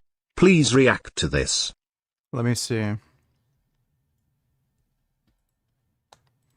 Per week may increase your risk of type 2 diabetes by 76%. From nutritionfacts.org, run by Dr. Michael Greger, one of the largest vegan health pages on the internet. So let's dissect this claim Yeah, that is a ridiculous claim. You never should have said that. to see if it holds any weight. Time school. First major red flag is he describes results from multiple studies without actually citing them. Unfortunately for him, I know the evidence he's talking about. Eggs are full of beneficial nutrients, and the statement that 1 egg per week increases the odds... Eggs are not filled with beneficial nutrients. You can look at the nutrient profile of an egg. They're not particularly high in any vitamins or minerals. They're relatively low in nutrition, especially considering the cholesterol cost. Odds of type 2 diabetes is very misleading. When we look at meta-analysis data of 16 studies, we see a 1 egg increase per day, not week, increases the risk of diabetes by 14%. However, this link was only seen in US populations, not European or Asian. Well, yeah, so that may be due to what foods they're eating with eggs. It may be it may not be something to do with what they're eating with eggs. It may be because in Asian or European populations, they're able to keep their weight down enough where you don't see a correlation with certain foods. So the other factors, the other risk factors are low enough to where you don't see an association with foods you would normally see an association with. Well, why could this be? Well, it all comes down to the background diet. Americans overeat calories, saturated fat, and refined sugars. So Americans who eat lots of eggs are also eating lots of crap. 1 egg is literally 66 calories. Yeah, so this is a little misleading. If you look at some of these papers, they can adjust for dietary intake. They can adjust for things like processed food consumption. They can adjust for BMI. So no, after adjustments, I don't think you can fairly make that claim. Calories. If you think 66 calories of anything is causing any disease, then you simply don't understand biology. Then he refers to this study, where they found that substituting 3% of energy from animal protein to plant protein reduced mortality by 10%, and 21 to 24% when substituting from eggs, concluding that higher plant protein intakes are associated with small reductions in overall mortality. Now, that's not surprising because we know from meta-analyses of controlled studies that a higher saturated fat intake is detrimental to cardiovascular health, especially when you go above 10% of energy. So basically, this is fear-mongering vegan propaganda. Oh my god, yeah, vegan propaganda. Well, that's Michael Greger for you. Thanks for that donation, cocksmoker. I watched your previous stream of you acting shocked Hassan makes so much money. You said you wish that was you literally twerk on stream get paid thousands by James Wade do my sit-ups please don't scam I have cancer. I'll maybe do sit-ups later. Thanks for that donation, Sago. But YouTube's automated systems failed to see the humor, resulting in a strike. The other strikes were even more concerning. Richard found himself accused of promoting animal cruelty, an accusation that was pretty obviously the opposite of his MO. In reality, he had included footage from slaughterhouses in his video content, not to endorse cruelty, but to shed light on the realities of the meat industry. Unfortunately, the automated bots who assessed his videos seemed to misinterpret his intent, leading to the termination of his channel. Fortunately, he would find a multi-channel network, a conglomerate that comes to the aid of creators facing strikes and channel terminations. Typically, the way these networks work is that in exchange for a percentage of your YouTube revenue, they give you a bunch of promises and typically don't deliver very much. But in this case, Richard managed to find one that provided him essential support. This network that he joined not only helped reinstate his channel within just 1 month, but also supposedly boosted his content in the algorithm. Just a month after his termination, Richard found himself back in the game, with his monthly ad revenue remaining steady and no significant sacrifices made to reclaim his channel. In April of 2019, a somewhat smaller controversy involving Richard emerged, this time involving fellow YouTuber Onision. To provide some context, Richard and Onision had a brief feud earlier centered around a live stream debate on the ethics of veganism versus vegetarianism. Such disagreements were routine for Richard, given his history of debating various individuals on the platform. But this particular controversy in 2019 took a much different turn. It all began when Onision initiated a GoFundMe campaign seeking financial support for a child in need of funds to cover alleged hospital bills. He reached out to several creators, including What's going on, man? Been while since I've been in with life trying to kick my ass, but I just imagine having a huge BBC like you and kick it back. But all seriousness, but you're well, I'm much better as well now. Any more big collabs coming? KKKKKKKKKKKKKKK. Looks like I'm probably gonna end up on the Lolcow podcast. So that might be happening. What else? Nothing I can really think of at the moment. But yeah, I'm probably going to be on the Lolcow podcast. Thanks for the donation, though, Andrew kind of lifts. Hope you're doing better, dude. I'm doing a bit better now that I've switched to some new medications. But thanks for the donation again, man. I'm just going to go grab a drink. I'll be right back. Hey, dog.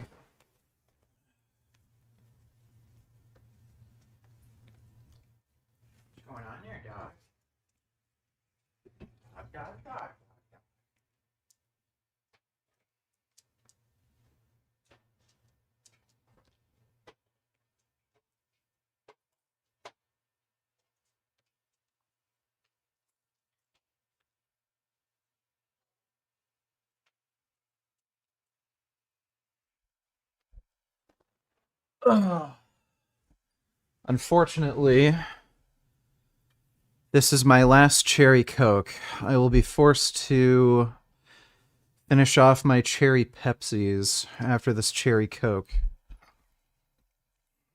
vegan gains, albeit in a private manner through direct messages. Richard decided to examine the GoFundMe campaign closely. He noticed what he saw as various discrepancies between the names associated with the GoFundMe account and those links to the mother's Twitter account, among other suspicious details. Unconvinced by the campaign's legitimacy, Richard responded to Onision's DM by basically asking him why he was willing to raise money for a little girl, but not go vegan in order to save animals.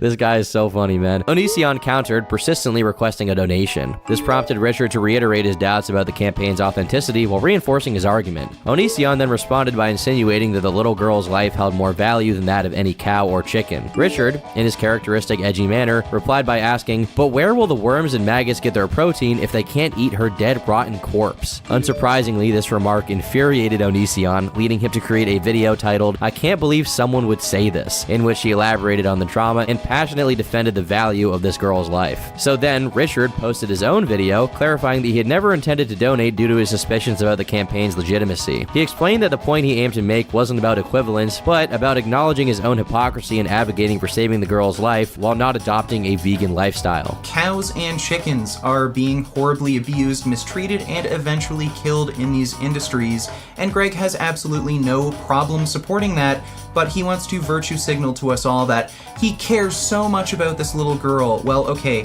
if you care so much about the sanctity of life, then why do you not put in the small amount of effort required to just not eat these products? If you want milk, cheese, eggs, then why can't you just make a vegan alternative? It's because you're a selfish, lying sack of shit.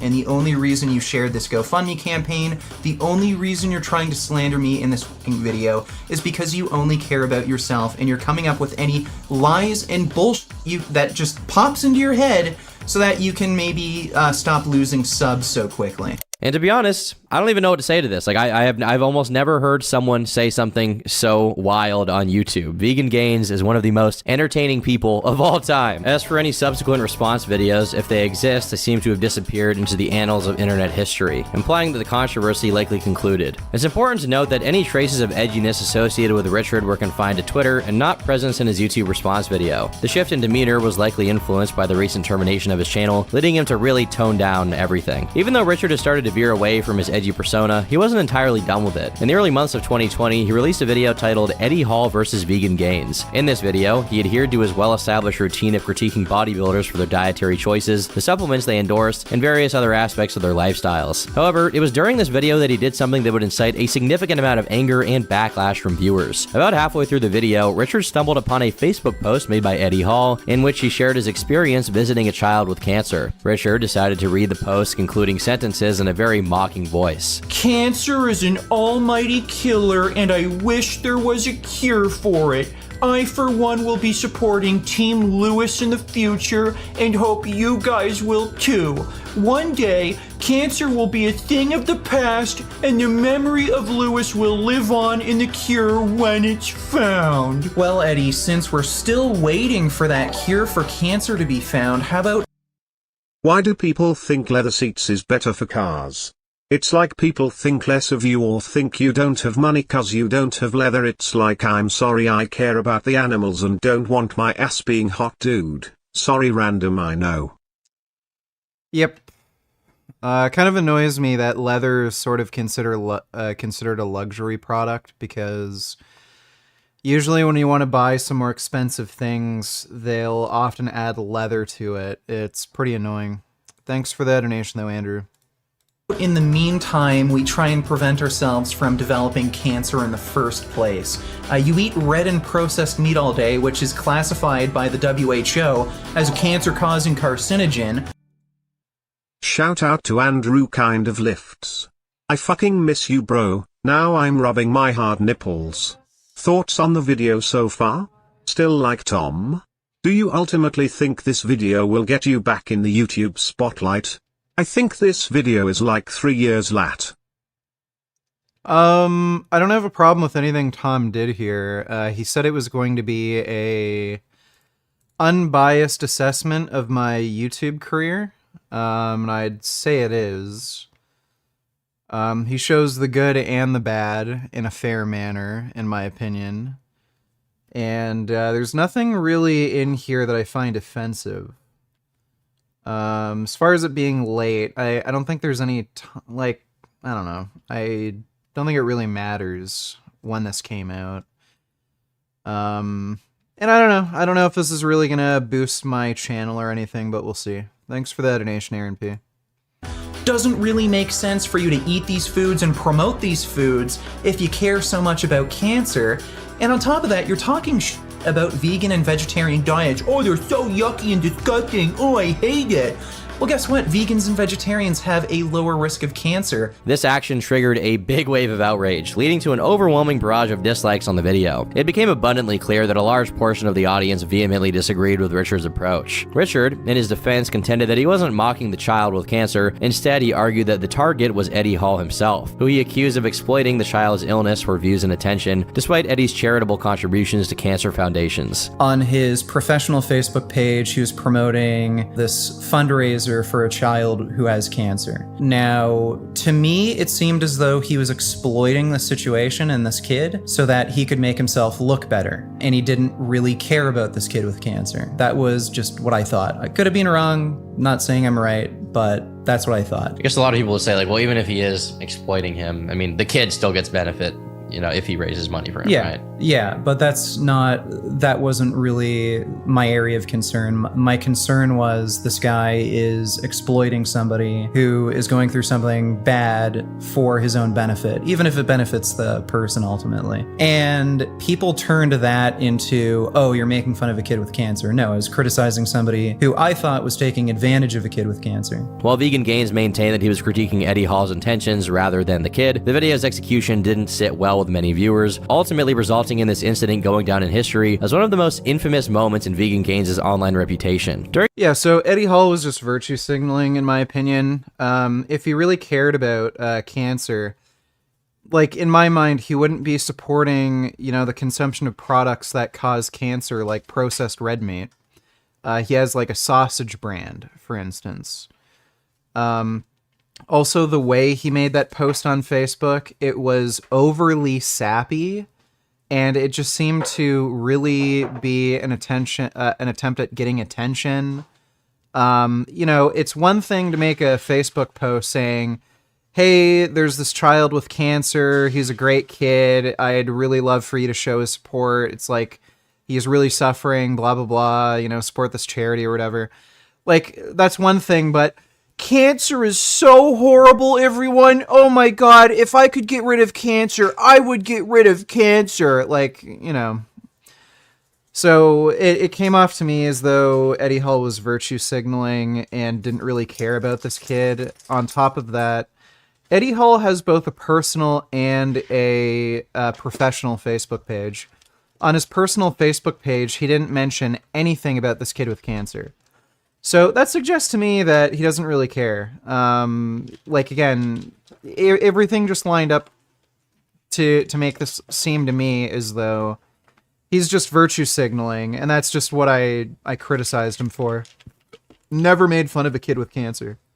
During this period, the Vegan Gains channel was continuing to experience a decline in terms of views and subscribers. However, it wasn't long before one incident would send him right back to the spotlight of mainstream controversy. On March 26, 2020, a YouTuber known as Penguin Zero, or Charlie, took center stage by posting a commentary video criticizing the mukbang YouTuber So Young for a disturbing practice. So Young had gained notoriety for consuming animals while they were still alive. Charlie's video, in essence, served as a scathing critique of her actions and the ethical concerns they raised. Charlie's main arguments in the video were quite straightforward, but very impactful. He decried the act of consuming animals while they were alive, highlighting the cruelty and inhumanity of such a practice. What added a layer of concern to this controversy was So Young's choice of octopuses as her subjects. These creatures were well documented as very intelligent beings, capable of intricate behaviors. Yet they were subjected to this horrifying consumption on camera, struggling desperately to escape her mouth. The creatures she chooses to eat alive are the ones that are well documented in being very much aware and alive. For example, the octopus. Octopus are among the most intelligent creatures we have on the planet. They're up there with dolphins. They have a fully complex nervous system, brain.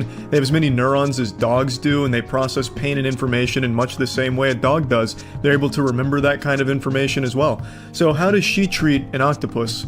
Well, by devouring it alive as it tries its best to run the fuck away. Furthermore, Charlie expresses dismay at So Young's content style, marked by constant screaming and grotesque scenes. This style left him deeply disturbed and uneasy, unable to comprehend how such content could garner a massive audience. As is often the case with critical videos on YouTube, Charlie's expose received an overwhelming response. It quickly accumulated 9 million views, resonating with a wide audience that shared his concerns about the treatment of animals and the ethics of creating content around such practices. Now, if you've been paying attention at all, I don't think it needs to be said what Richard's reaction to this video was, so let's get into his response, which he published on April 16th, 2020, about 1 month later, titled Penguin Zero the Arch Hypocrite. Surprisingly, instead of launching into his typical fiery tirade, Richard actually extends a fair amount of credit to Charlie. He acknowledges Charlie's commendable act of calling out a content creator who was clearly in the wrong. Good on Penguin Zero for, making a video like this. I'm really glad to see big YouTubers, people with a lot of reach and influence, make videos about animal cruelty, but I was really sad to see that only a few weeks after Penguin made this video, he uploaded a video where he supported animal cruelty. He made a sausage making video. Did you have a goal with the documentary? You should do more interviews. If I was a YouTuber, I would just go full unhinge and shit on all these retard streamers and red pillars. Well, Turkey Tom's the one who made this documentary. Like, really, the interest that I had with this documentary is kind of having an opportunity to set some of the records straight on some of the stuff, which I think this documentary did do. I'm glad that, Tom gave me an opportunity to say, look, I never made fun of a kid with cancer, stupid stuff like that. So along with that, I just wanted to, promote some like animal rights documentaries. So like he did promote Dominion in this video. He did, promote Gary Yourofsky's, speech in this video. So it's another thing that I wanted to see. But thanks for the donation, Gohan. Appreciate it. Actually wasn't Charlie's initial video that got Richard all riled up. It's what came afterward that truly angered him. Charlie, in a subsequent video, decides to embark on a culinary adventure involving sausage making. Now here... Just curious, did he ask your opinion on this, or just he's doing it regardless and wants to interview you? Cause half this shit is old as hell. I used to think Tom was cool, but he posts a lot of old stuff that hasn't been brought up in so long in his videos.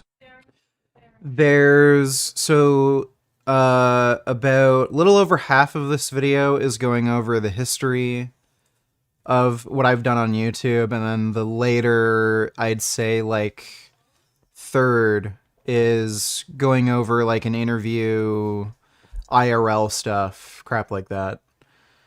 But thanks for the...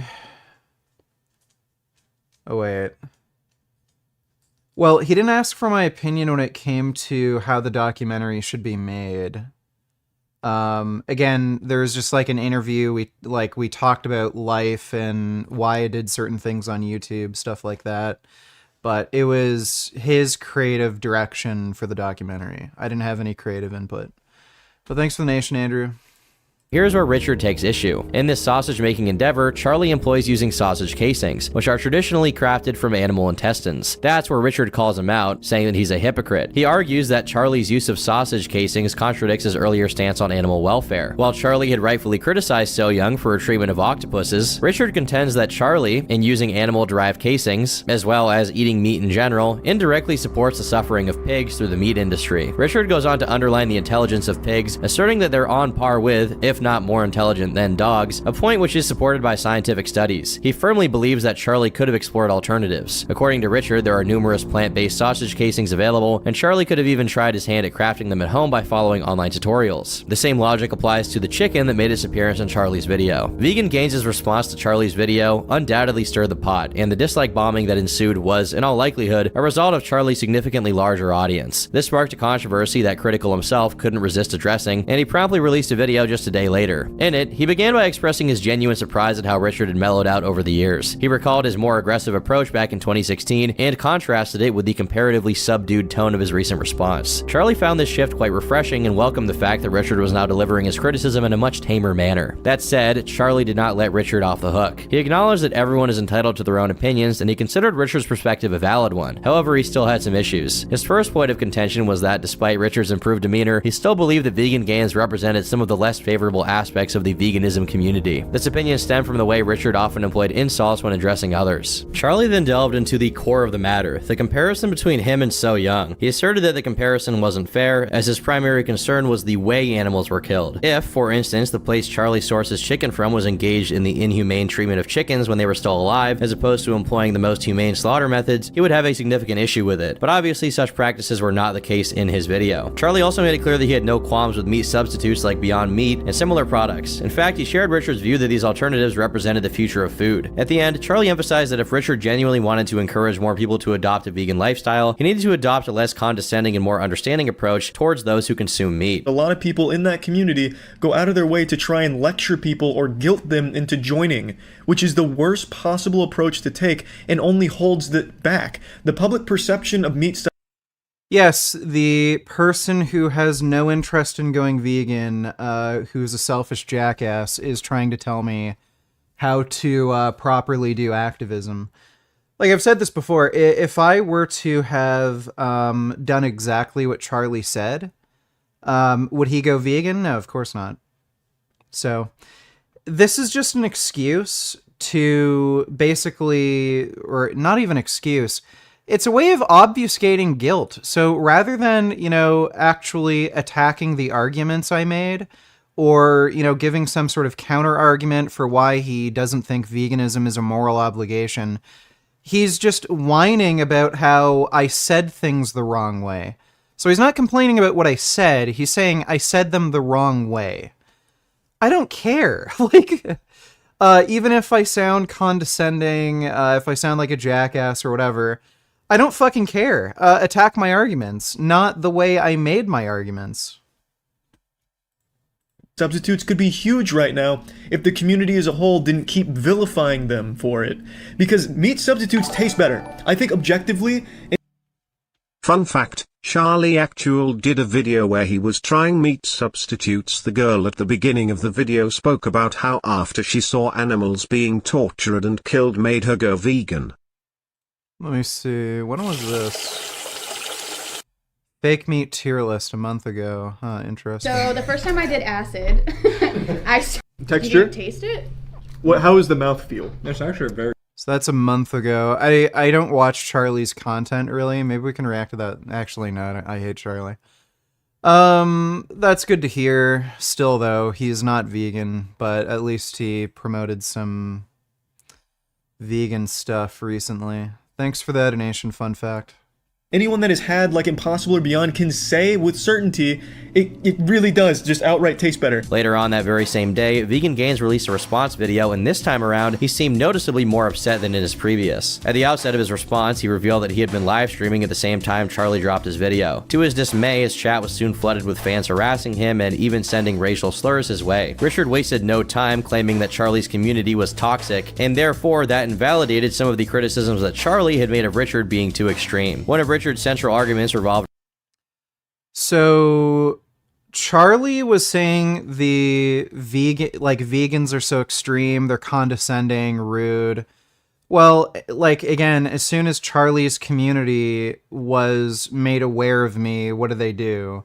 They threatened to kill me, they harass me, call me an idiot, retard, jackass, this and that. Just general trolling. So, who's being toxic exactly? We're telling you to stop killing animals, and then when we tell you to stop killing animals, okay, well, your community comes after me, or the vegan community as a whole, and then starts harassing us. So, it's... this is why you shouldn't use these sorts of arguments. They're not real arguments, they're just complaining about bullshit.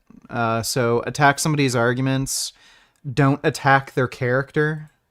Around Charlie's assertion that killing animals wasn't illegal. In response, he contended that legality shouldn't be the focal point of the debate. He noted that historically there have been instances where actions such as owning slaves was perfectly legal, so appealing to the written law was not a compelling argument in his eyes. So two really bad arguments here. First argument he made, he said that killing and eating animals isn't illegal. Well, what does that matter? The law doesn't determine morality. At one point it was legal to keep slaves, and in Germany it was legal to kill Jews.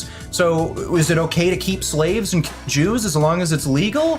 No. Furthermore, Richard took issues with Charlie's point about dogs. They shouldn't support the killing of any animals. To emphasize this point, Richard displayed a picture of Charlie's dog, implying that Charlie wasn't a true animal lover. Additionally, Richard challenged Charlie's argument about animals eating other animals. He asserted that Charlie's reasoning didn't hold up because if it were acceptable for animals to consume other animals, then the original So Young video, which featured her, an animal, eating an octopus, which is an animal, should be considered perfectly acceptable according to Charlie's own logic. 3 days after their initial exchange, Charlie wrapped up the controversy with one final response. Right from the outset, he reiterated his earlier points about how this whole situation reflected poorly on Richard. Charlie emphasized that rather than engaging in a civil discourse free of insults, Vegan Gains was persistently attacking him, which in Charlie's view was detrimental to the image of the vegan community. Charlie also expressed concern. Never made personal attacks against Charlie. Charlie was the one making personal attacks against me. So that's nonsense. That Richard's confrontational approach was turning away potential converts to veganism rather than inspiring them. Charlie then delved into the heart of the matter, presenting... Yeah, the Carnist is a animal rights, activism expert, right? his most compelling argument. He posed a thought-provoking question. If eating meat made him a bad person, did that also make Richard a bad person for owning an iPhone? Charlie drew attention to the well-documented issues of child labor in iPhone factories overseas, where regulations and protections are often lacking. Applying Vegan Gains' logic, Charlie argued that Richard's ownership of an iPhone could be viewed as supporting these unethical practices. Moreover, Charlie contended that the shirts Richard was selling might be made using cotton produced by child laborers working in difficult conditions, thereby indirectly Yeah, so it's impossible to know every, step in the supply chain. If I knew that a certain manufacturer was using child labor, then I wouldn't buy from, that manufacturer. Whether it be iPhones, whether it be t-shirts, what have you. But it's almost impossible to know. So since it's not a necessary condition to make these products that child or slave labor is used, and in all likelihood it is not being used, it's morally acceptable to buy these products. Whereas with animal products, for a fact it is a necessary condition for these products to be made that animals are abused and murdered. Mike donated $2. Let me see. Diddy accused of sexually assaulting and drugging woman following date in 1991. Hit with another lawsuit. All right, well, I have no idea if this is true or not. It might be. I'd wait for the court case. Thanks for that donation, though, Mike. Endorsing child labor and its potential consequences. You wear a gaming headset during your streams. You realize those parts that compose that gaming headset, a lot of them are made in sweatshops. Very, very immoral means of getting those parts, and you're wearing... Yeah, so I don't know why you'd assume they're made in sweatshops, and I don't even think he knows what a sweatshop is. And again, this is just a form of tu quo qui fallacy. Let's assume that, okay, I had an iPhone that was made by a child slave. I had a gaming headset that was made in a sweatshop, this or that. That doesn't make meat eating morally acceptable. So you're just pointing out some point of hypocrisy on my part. That doesn't make meat eating acceptable. That just makes these other things also bad. Wearing it freely, so by wearing that, you're supporting that kind of terrible thing in the world. I'm of course not the only one to make this comparison, but you keep dodging it. On Twitter, a user proposed the exact same thing, and your response was, oh, you're just retarded, you're not nearly on the same level of intelligence that I am, you don't know what you're talking about, I'm holier than thou, you're wrong. Look at Foxconn. I don't know if you're joking or if you're actually dumb, but Foxconn actually does use minors at their factory. Oh my god. Yeah, So, children as young as 16. In China, they're... Not sure if you're aware of this, but I'm pretty sure 16 is the legal minimum to work. So when you say children, children are working in a sweatshop, most people are probably going to think you're talking about 9 or 10-year-olds or something. 16, isn't that the legal minimum for actually working? So that doesn't... Point not proven. These are technically legal adults, at least, not age of majority, but these are technically legal adults when it comes to the workforce. Oh. So yeah, point not proven. Being investigated for it. It's pretty well documented. And Foxconn's an extremely terrible place to work. That's well... Yeah, so he's lying. 16's the legal minimum. They're not children. They're literally of age to work. Known for workers committing suicide. So I don't know why he'd use this as an example to somehow dismiss the argument. The discussion then circled back to the previous controversy involving Richard's alleged mockery of a child with cancer. While Richard was providing his explanation, Charlie maintained that the optics of Richard's actions still appeared as if he were mocking a child with a serious illness. Charlie concluded the video series by suggesting that Vegan Gains was primarily driven by the pursuit of clout and financial gain. He accused Richard of seeking attention and not genuinely believing in the causes he advocated for. He also mentioned that he had considered inviting Richard to appear in a podcast, but ultimately decided decided against it because he felt that Richard was more interested in attention than sincere debate. It's worth noting that the idea of making YouTube videos for views and attention isn't unique to Vegan Gains. It's a common motivation for every content creator on the platform. As a minority of commenters pointed out, Richard's commitment to his ideology has come at the expense of losing connections. Yeah, like, this doesn't make any sense. If Charlie is going to condemn a company like Foxconn for using child labor because they're using 16-year-olds, does he also condemn McDonald's, Burger King, KFC for also having 16-year-olds employed with them? Like, of any fucking corporation, they probably have the most amount of teenagers working for them. It just doesn't make any fucking sense. Like, what he's saying is stupid. And popularity, including with someone like Critical, who de-invited him from his podcast. After Charlie's final response video had been posted, it seemed that the controversy had come to an end. Even so, Richard, true to his character, decided to offer his own response a few days later. In this video, he took issue with several points made by Charlie, of course, accusing him of lying and asserting that Charlie was the one primarily motivated by financial gain, not him. One of the central themes of this video was Richard's disagreement with Charlie's argument regarding his t-shirts and their connection to the cotton industry. Richard contended that he didn't approach this issue from a consequentialist moral framework and suggested that Charlie's point was flawed or irrelevant to his view. Alright, so first of all, again, this is a tu quo qui fallacy. Charlie is trying to suggest that because it's wrong to farm cotton and because I support the cotton industry, therefore it's okay for him to do something else that's wrong, like eat meat. Again, this sort of reasoning can lead to justifying anything. It could justify the Holocaust, it could justify eating animals alive. So again, why would you end up criticizing so young when you're going to rely on this sort of logical fallacy as the basis of your argument against me? It doesn't make any sense. Despite Richard's attempts to defend his stance, it seemed that the video was destined for a negative reception, much like many of the previous videos in this controversy. True to form, it received over 22,000 dislikes and was inundated with comments, most likely from Charlie's fans who disagreed with Richard's position and the way that he expressed that position. So far, we've explored various individuals critiquing Richard's views and making claims about him, but we haven't really delved into what Richard's own beliefs actually are regarding veganism. After all the criticism and debate, it's only fair to hear directly from him himself what he truly believes and why he's so passionate. Why do you feel this way about animals? Why do you feel like they deserve so much empathy or shouldn't be killed or we shouldn't eat them when, I mean, a large portion of society, I mean, myself included, eats meat. I don't really feel bad about it. Well, I do feel a little bad about it, but I don't feel that bad about it. Not enough to stop eating it. Yeah, I don't like injustice.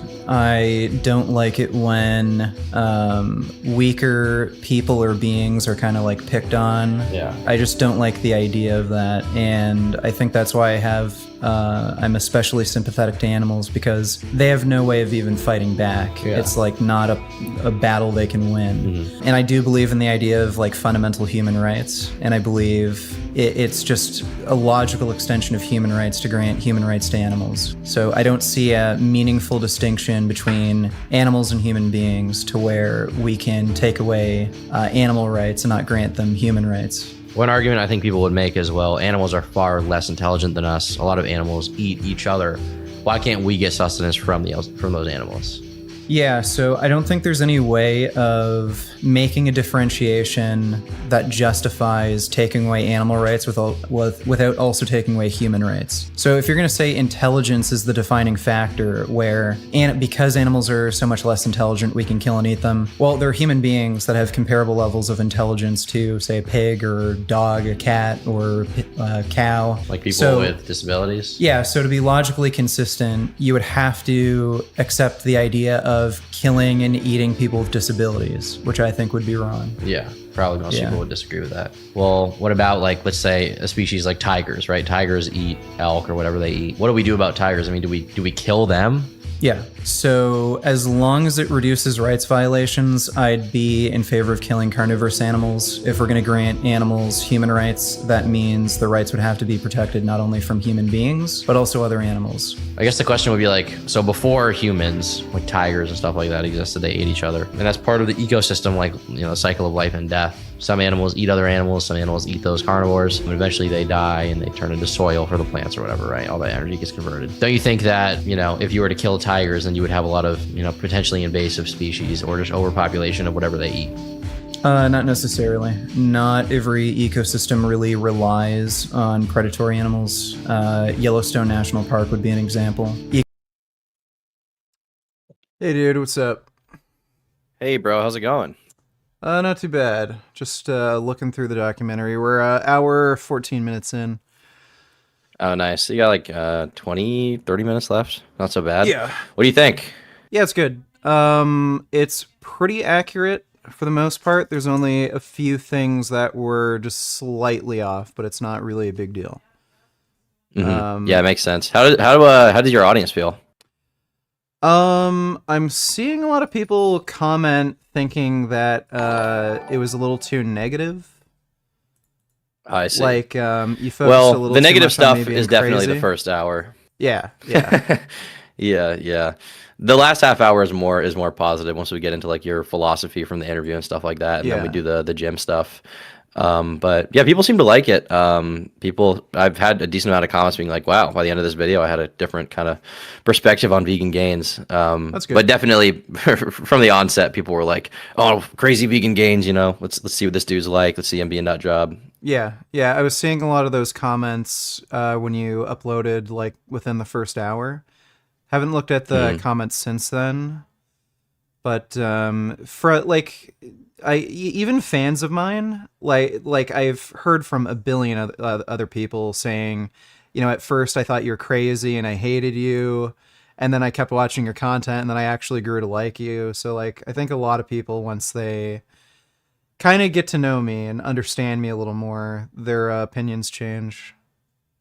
Yeah, we definitely went with a more for the title. We were like, how do we get people in the door with this? And we thought like sort of a framing of like a negative sort of video would be good, and then we sort of surprised people a little bit. But you know, that's the art of YouTube, the art of clickbait a little bit. But yeah, I think people like it. I think we made a good video together. I appreciate you doing that with me.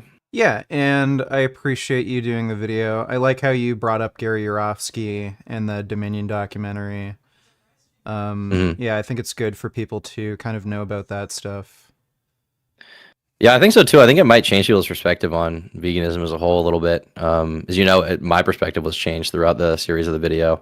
Yeah. So yeah, it'll be good to see how people feel. I gotta update the description, so I put everyone's links, and I haven't done that yet. It's blank right now, but I'll get your link in there and stuff like that. Yeah, how are things otherwise? Since I guess we haven't seen each other in a month or something like that.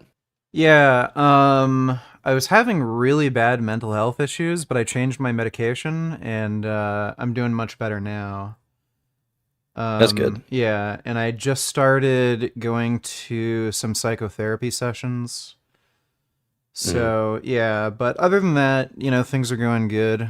I can't complain too much, aside from the mental stuff.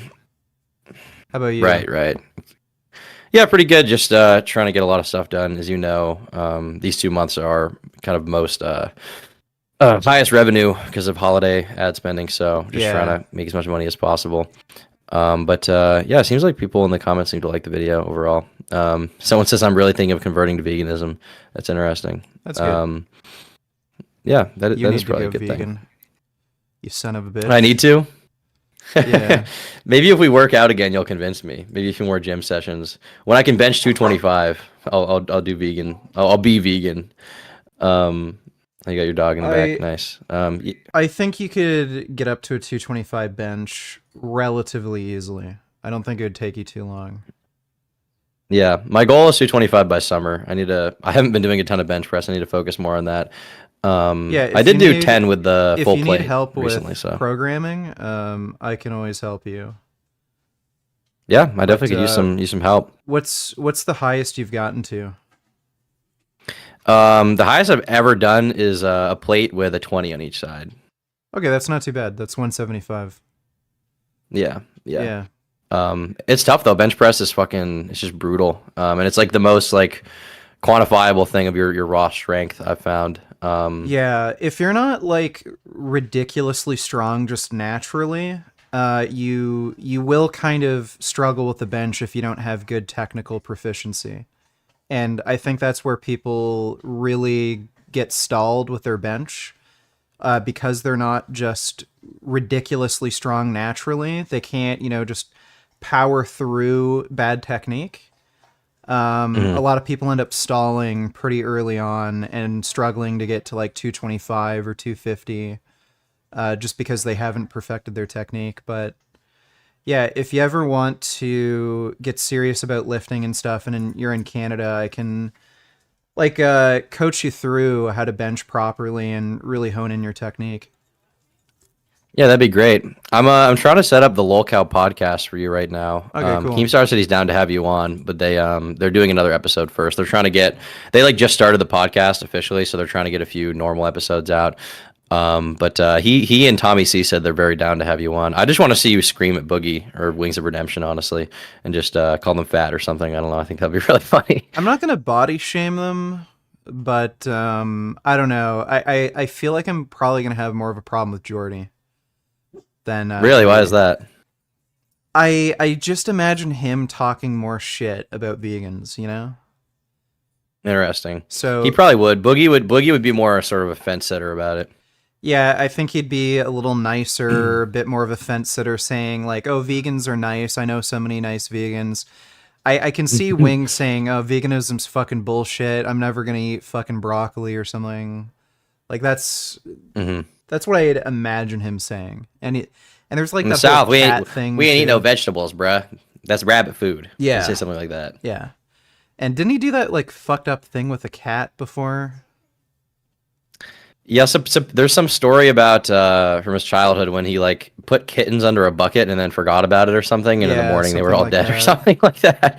Yeah, pretty dark. And it's hard to tell if that actually happened because he like keeps going back and forth, saying it didn't happen, did happen. Yeah, sometimes he'll say something to the effect of like, "That was all shock jock, man." But I think some of the shock jock stuff probably was real.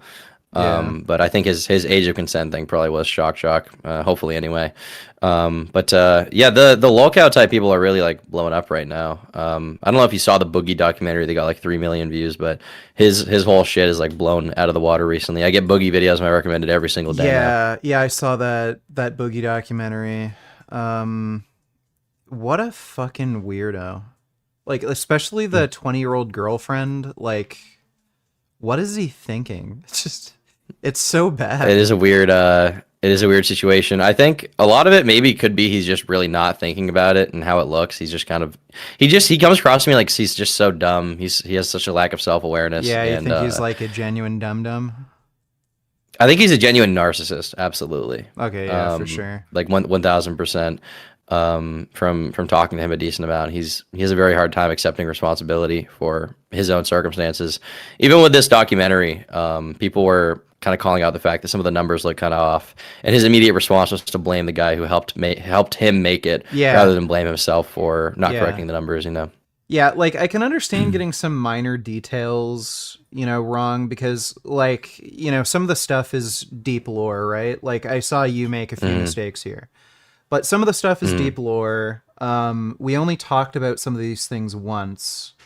So I can understand like a few simple mistakes, but like when he goes from saying he spent $200,000 on prostitutes to spending $70,000, and these are very simple corrections that could have been made, like literally just changing a text on screen.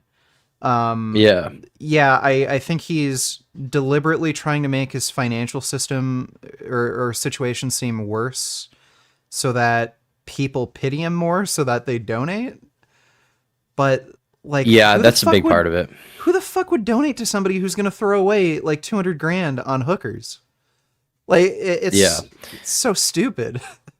I mean, even 70 is a fucking astronomical amount. I mean, $70,000, you can live off that for 2 years. Yeah. If you push it a little bit, but he's a very he has a hard time taking responsibility for his own actions. He has a very hard time accepting his own faults. Like when I was talking to him, we were going through his finances, and I was like, "Why don't you just change these 3 things to like cut down like on a few $100s a month, like that you could easily get down, or like even a few thousand?"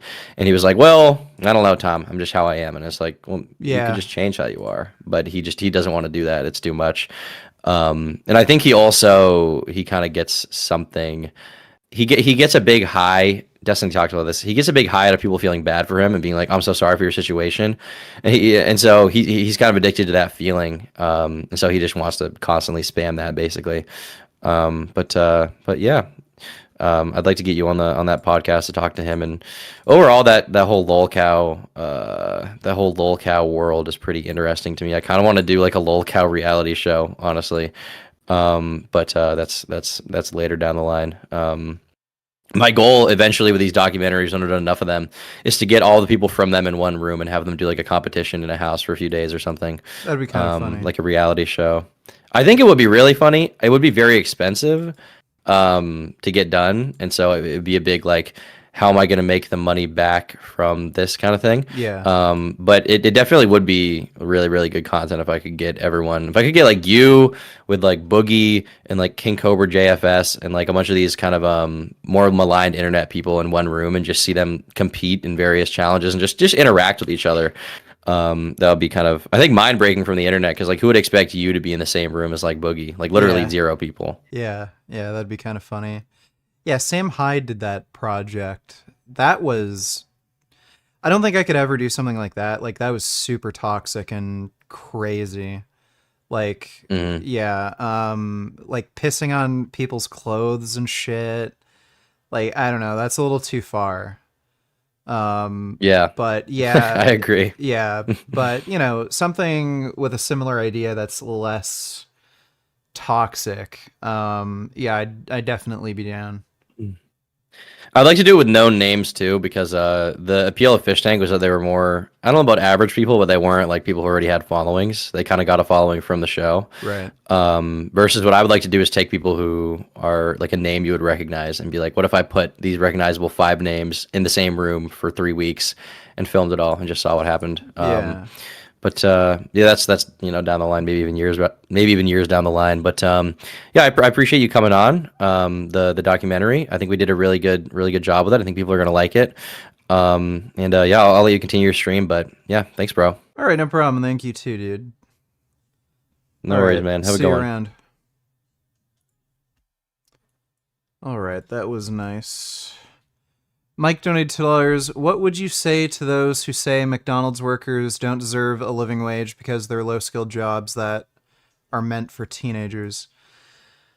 Well, that's fucking retarded, because if you see the people who actually work there, they're not all teenagers. So you are just going to get a large portion of the population who are only able to do low-skilled work.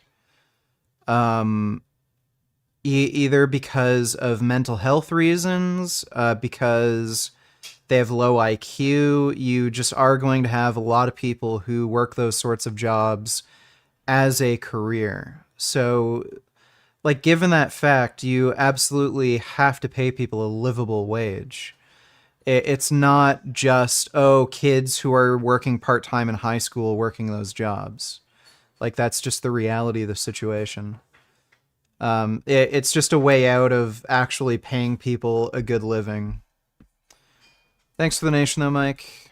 Ecosystem there was doing just fine without wolves, so no, not necessarily. What about the ones that do? Like, let's say, in Africa or something. So if it were the case that if you were to kill every lion, say every other species in that ecosystem would die out, then I wouldn't be in favor of killing the lions, because that would just cause more death. But the lions are going to eat other animals. Isn't that a rights violation?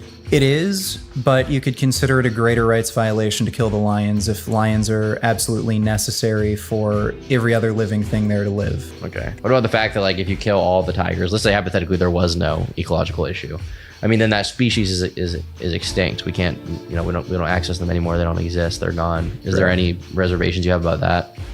No, look at it this way. If Nazis were a different species and they were out to kill Jews, would you have a problem with Nazis going extinct? I guess. You would? I guess I wouldn't have a problem with them going extinct, yeah. But also to me, like, a Nazi is like something you can convince out of it. Well, I mean, it's a hypothetical, but like the idea is you have a murderous sort of being that's going to keep killing throughout its entire life. Something like that shouldn't exist. What kind of responsibility do you ascribe to like a normal person who eats meat, who maybe doesn't think about it or hasn't thought about it very much? Like, do you see them as a bad person because they haven't thought about it? You see them as ignorant, uninformed? Like, how do you? Yeah, I just see them as ignorant and uninformed. So I don't judge people just on the basis of them eating meat. I judge people on the basis of whether they make good choices given the knowledge they have. So if you know you're contributing to animal suffering by eating meat and you're killing animals with your food choices, if you know that, then yeah, I think you're a terrible person. If you don't and you haven't really thought about it and you're kind of indoctrinated into a society where this is normal, you don't know any better, right? Okay.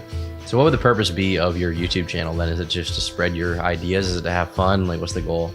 Well, the goal is to turn people vegan, and I know I rub a lot of people the wrong way, but that's just who I am. And this is my personality. This is how I talk and do things. I think a lot of people, jive with that and respect it. A lot of people don't. So I can't please everybody when it comes to activism and make everybody my friend. So I just be myself.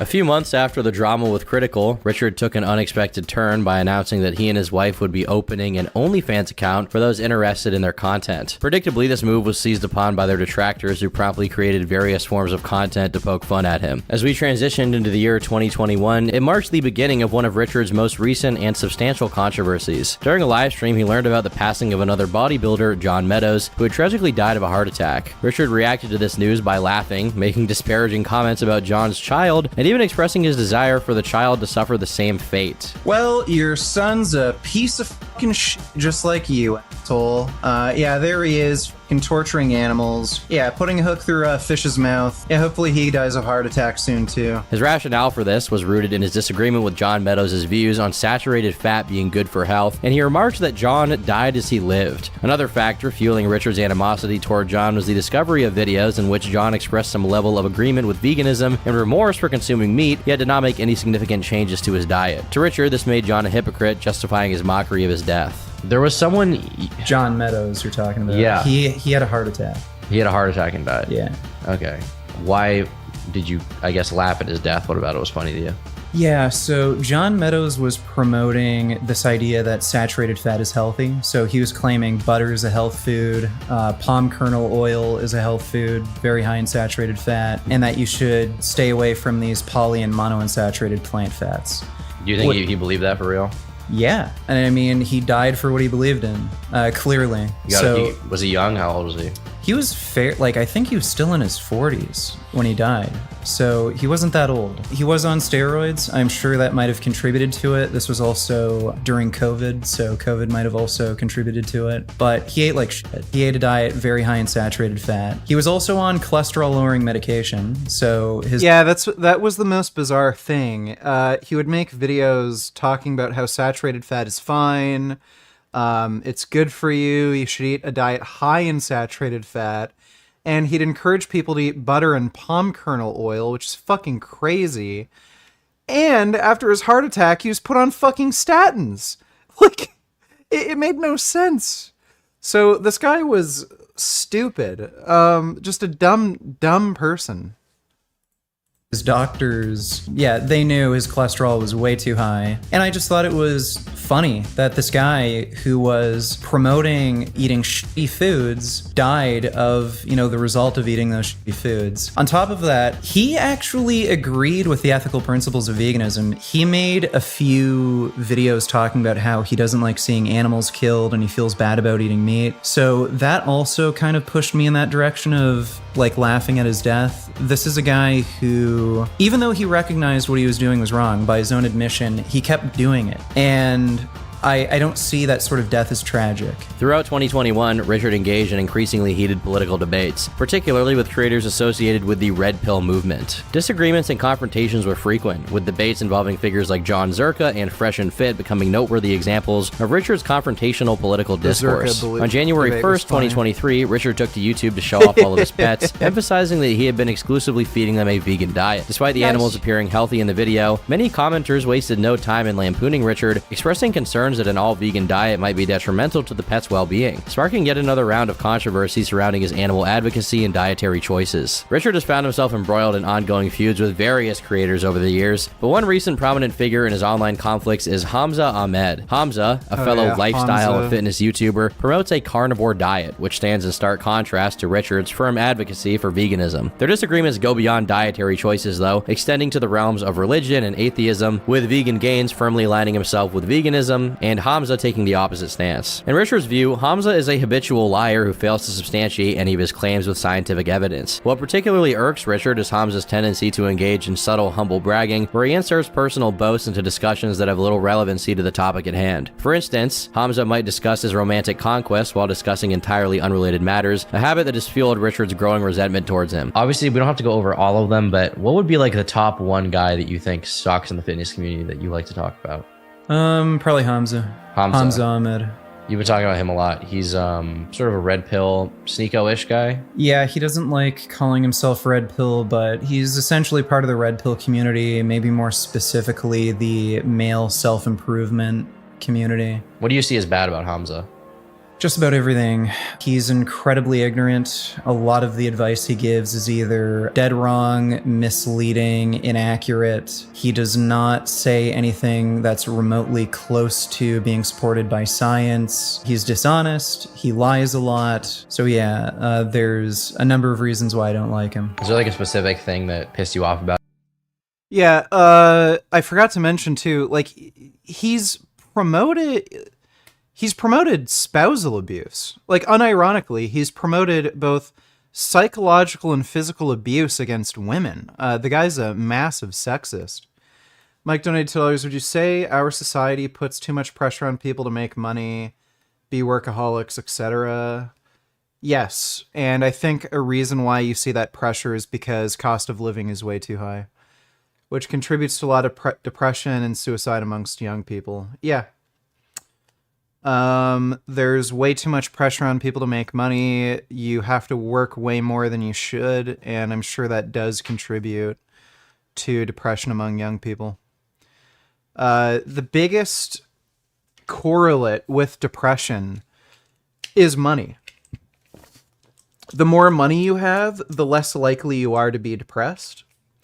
So, given that the cost of living is so high and it's so hard to make a living and you have to work so much, that is probably the biggest leading contributor to depression among young people, in all likelihood. But thanks for the donation, Mike. Out of it first, or something that you could name right now that like would be like, oh, this sucks. Yeah, he makes shit up. He'll make up stupid stories and relate it to, I don't know, some sort of moral that he believes in. But he likes to do things like humble brag and say, you know, I really support marriage and, you know, not being promiscuous, being in a committed relationship. And then he'll say things like, I broke up with this girl and I was so sad, so I like all these women and I had like all these threesomes and oh, I was so degenerate. Like, you didn't do that? No, it's an intentional humble brag to say, oh, I had sex with so many women, but don't do that. That's bad. Recently, Vegan Gains has significantly increased his presence on channels like Destiny, where he frequently engages in conversations, often revolving around veganism or broader political subjects that Richard is passionate about. These interactions have produced numerous entertaining and sometimes contentious clips, with some portraying Richard in a less than flattering light. You can eat lobsters too. Oh yeah, just lobsters. a chain of ganglions, no central true. brain. No, lobsters have a brain. Lobster brain. So they do have a brain. The lobster nervous system is very primitive, most similar to a nervous system of an insect. They literally are insects. But lobsters and other invertebrates have only approximately 100,000 neurons, while humans have over 100 billion. They do have a brain and nervous system, and there is actually, I think recently there was a big paper published proving that they do feel pain, and they at least have conscious experiences. Another huge hit is probably the swaggiest rap song I've ever heard in my life. Take a listen, folks. This is another public service announcement. You can believe it, or you can doubt it. Let us begin with the cow, the way it gets to your plate and how. cow doesn't grow fast enough for man, so through his greed, he makes a faster plan. He has drugs to make the cow grow quicker. Through the stress, the cow gets sicker. 21 different drugs are pumped into the cow in one big lump. So just before it dies, it cries. In a slaughterhouse full of germs and flies, off with the hand they pack it, drain it, and can't. Nevertheless, Richard continues to live stream, remaining unafraid of diving into disputes with others, ensuring that his online presence remains alive. As time marches on, it's clear that Vegan Gains' propensity for online arguments and debates shows no signs of subsiding. His streaming endeavors and confrontations with content creators will probably persist forever, but it is worth noting that his content has been toned down quite a bit with the current age of YouTube. Not to say he's stopped his comments altogether. I stand by what I said, if not more so. Don't think he was a good person. Glad the guy's dead. He was knowingly and willingly harming animals when he knew it was wrong. So good. One less animal abuser left alive. But even with all that being said, most of what I've gone over here is publicly available information about Vegan Gains. As I said, I managed to physically meet Vegan Gains in person and film him over the course of 2 days. So, what is the internet's most psychotic vegan like in real life? Today, we are meeting with psychotic vegan YouTuber Vegan Gains. I fucking hate children. I'm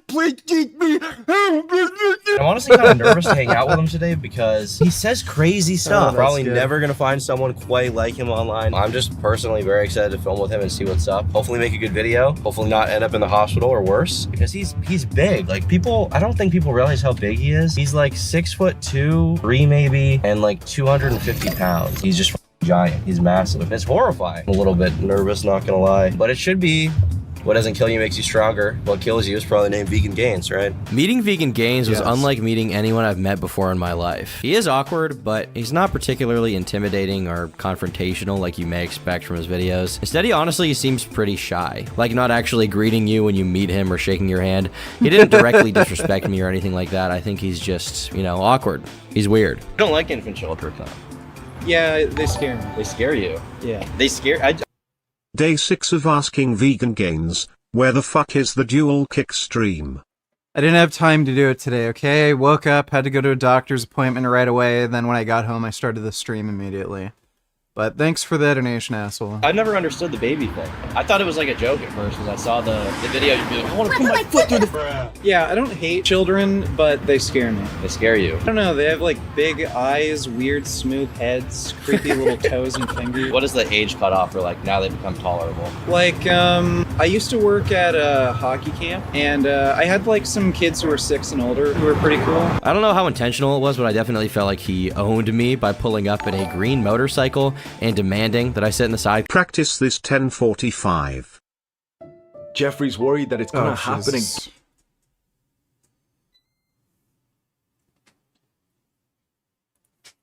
With this, the biggest thing you can do is if you relax fully, like as much as you can right now, and really cue your breath to enter like deep into your stomach,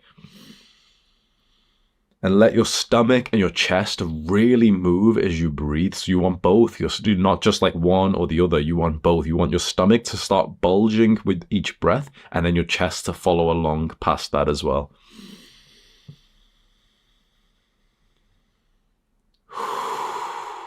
All the way down, all the way up.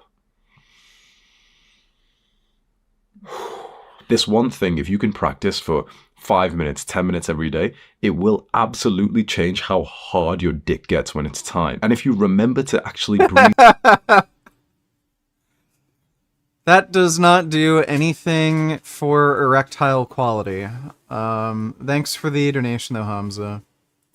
Car. Jesus. Over text, I actually suggested that I could drive my car, but he was like, oh, no, Tom, listen, you'll love the sidecar. Anyway, we went to the gym, and that's when I realized how truly big this guy is. It's also probably worth noting that Richard has an OnlyFans. I was a little confused about what he was doing there. Well, thankfully, in the locker room, okay, not like that, he informed me that he just likes playing with his ding-dong on video. Not mine. Have you considered doing... Huh? Have you considered doing, like, actual... Well, like I do full nudes and play with my ding dong on camera, so it's like actual. One of the strongest points that Critical or Charlie made against Richard was that Vegan Gains will, on one hand, condemn animal products and wish that anyone who consumes them would slip on a karmic banana peel, but he doesn't seem to take issue with computers and iPhones, both of which have had scandals around the poor condition of their workers and unsafe production lines. Made that video addressing a controversy, talking about the video Vegan Gains made about me, calling me a hypocrite for eating meat. You wear a gaming headset during your streams. You realize those parts that compose that gaming headset, a lot of them are made in sweatshops. People talk about child slaves working for computer companies. How do you kind of, I guess, rationalize that in your mind? Like computers, like maybe in mining of like rare earth minerals. Elon Musk, shout out. Yeah, you don't know what's going on in the supply chain, and buying a computer isn't necessarily unethical. There's a way to somehow prevent buying a computer that used slave labor. Obviously, I would. But when it comes to animal products, you know it's necessarily required. Every animal product. Yeah, every single animal product. It's necessarily required to abuse an animal. And the abuse to you is the killing as well. I would say murder is abusive. Like a lot of people say like humane, there's like humane animals that are raised and killed, right? Yeah, I mean, you could in theory raise an animal humanely, but you can't humanely murder. I don't think there's such a thing. We see a bicep flex, Vegan Gains? Yeah, sure. That's crazy. Are you sure you only eat soy? Yep. You ever seen a soy boy like this? 2 chickens saved. Just saved 2 chickens. This guy's very big. Even on camera, it might not show up, but he's huge. 1 cow saved, 2 cows saved, 3 cows saved. We're about to save the whole family. 4 cows saved, 5 cows saved. Call, we can do 6. 6 cows saved. He's going for 7. 7 cows saved. 8 cows saved. Their families were screaming in agony. Cows were going, moo! He saved them. They're fine. Like 1 plate, maybe? How many? No, I think a 25 and a 10. Okay. You just low bro'd me. You just said, no way, little bro. No way, little bro. If I get cancer, will you make a video? Actually, I'll give you permission if I get cancer to make a video laughing about my death. Because I eat meat. Can you do that, like honorarily? I'll do that for you. Okay, thank you, I appreciate that. Despite leaning left politically, Vegan Gains stated that he's never voted in a primary election, and personally, he does not put a lot of stock in the Democratic Party. In fact, in the next Canadian election, he apparently plans to vote Conservative. I haven't voted yet in a federal election. I'm probably going to vote Conservative this time, though. So the Liberal Party and the NDPs are just completely and utterly ineffective. The best chance to solve major issues like housing is going to be voting Conservative because the Liberals aren't doing anything, and neither are the NDPs. You can't get anywhere with Liberals and NDPs, so it's like, okay, I'll take a chance with Conservatives, right? It's really lifting the door to let the chickens release from the chicken factory. What kind of metal? All sorts of stuff, Rammstein, Metallica, Poopy Doop, a lot of different bands. Poopy Doop? Yeah, a lot of different bands. Wait, you just make that up? Yeah, the joke? Like Death Clock, I like Death Clock. Wait, Poopy Doop's not real, right? No. Yeah. It's like Ding Dong. Yeah. You listen to Poopy Poop while playing with your Poopy Doop while playing with your Ding Dong. Yeah. You didn't even laugh at your own joke. It's hard to make me laugh. Is it? Yeah. Can your wife make you laugh? Sometimes, yeah. Poopy Doop. I was on the phone with the Tyson guy before I came to the gym. He said if Vegan Gains can't do 6 on his last set, they're all gonna die. I'll have to kill him. If it was legal, would you? Yes. Like which, would it be like any meat eater or like specific meat eaters? Anybody who'd refuse to stop. So would you like capture them at gunpoint? Yeah. Yeah, try to convince them. If they refuse, then, you know, bang.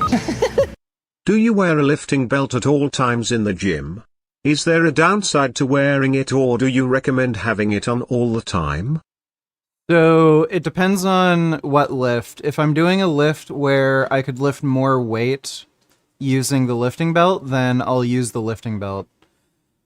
So bench press, it kind of depends, but I prefer using a lifting belt during the bench, primarily because it stops my shirt from slipping. So I feel like I get a better grip on the bench when I wear a lifting belt. But overhead press, squats, deadlifts, I always wear a lifting belt. So I don't wear it on for every lift, but for a good number of lifts, I'll wear a lifting belt. There's not really any downside. So you may as well just wear one. Thanks for the donation though, Kit Lawless. Appreciate it. But yeah, you'd only want to wear them on lifts where you'd benefit from wearing one. Like the Punisher. Yeah. What would your superhero name be? Yeah, I don't know. Like vegan? The vegetable. The vegetable? The vegan crusader? Yeah, or cat dad. Cat dad, that's a good one. Yeah. Veggie boy. How do you feel about pescatarian? That's what I think. Well, they're eating fish, right? And they still eat like dairy and eggs. You told me something to the effect of like having traits of antisocial personality disorder. Yeah. What traits would those be? Sadism. Would you like to be held down and get your head cut off with an... Lack of empathy for other people. But you have high empathy for animals and stuff Yeah, like that. I have high empathy for animals, and I'm also like not manipulative. Like I can just absolutely beat the shit out of somebody, sleep like a baby, not think about it. I grabbed the kid's neck and I was about to try to kill him. Have you beat the shit out of someone? Yeah. You seriously hurt them? Yeah, I lent him some video games and he sold them, and he also kicked his dog. So I saw him outside his apartment smoking, and then I just beat the shit out of him. Punched him in the face, kicked his ribs. Did you like the taste of meat or no? Not really. I always liked vegetables and fruits as a kid. I just ate meat because I thought you needed to for like health and building muscle and All right, we're gonna get changed. We'll meet you back at the house. Yeah, that was a really good workout. You guys know that post-workout feeling? I'm trying to smell the inside of the helmet. No, my nose is congested, so we're trying to breathe through it. What do vegans eat? Like corn and beans? Just about anything that's edible, as long as it's a Oh, it's a plant? Yeah. It's a little rough though. Sometimes doesn't it get boring, the diet? No. Not at all? There's just about every option available, especially when we go out to Tenon or Viache. You want to go to one of those places? Yeah. I wouldn't mind going to Tenon, honestly. That place is Yeah, pretty Tenon's good. great. Vegan Japanese food. Da da da da da da da da. That's a little racist, I guess. Just a little bit. This is Chinese, bro. Yeah. Well, it's like, you know, close. Like location. They're all Asian. No, I try to avoid that stuff so I don't have to confront the potential moral complications that come from my lifestyle. Well, you're gonna have to confront them today. I'm gonna confront them today. All right, you all ready to go? How do you feel about living in Canada in general? Do you have any reservations about it, or It's just cold that really gets to me. Just the winters can kind of suck ass. Yeah, I noticed a lot of people here have complaints about Trudeau and just the government in general. Do you like Trudeau? Do you I feel hate him. about it? Why is that? I hate his guts. He is completely and utterly useless. He's taken away our rights to bear arms, and everything with him's for show. Richard also has a strong belief that veganism should supersede a lot of other issues, such as intersectional feminism. He doesn't straight up put those beliefs down, but at the same time he expresses concern that feminists will often get in the way of other important issues like veganism when they're supposed to be talking about veganism. The issue I have with intersectional feminism with regards to vegan activism is these people will prioritize human rights issues over animal rights issues. I've literally seen them go to animal rights protests and then talk about how Native Americans were mistreated. Why the hell are we there? We're vegan activists. Animals are the most marginalized group on the planet. And then, you know, they're talking about Native American genocide and shit. You know, it's fine. There's a place for that. It doesn't really belong in vegan activism. Do you think that there is like ethical farming that goes on? Yeah, in theory. So again, if you have rescued animals, when it comes to a cow, that would be a little difficult. You mean like to use it for milk or something? Yeah. Yeah, so again, like the issue is, you know, possible exploitation. Like milk is meant for baby cows. At a lot of these places that you can buy hens from, they only will rent out these animals. So you'll pay like a lease, and then once they stop laying eggs, you send them back, and then they're just killed. Right. Is the genetic engineering? So Furky donated $2. Agree? Question mark. Let me see. Crap. Hate it when I do that. Fuck's sakes.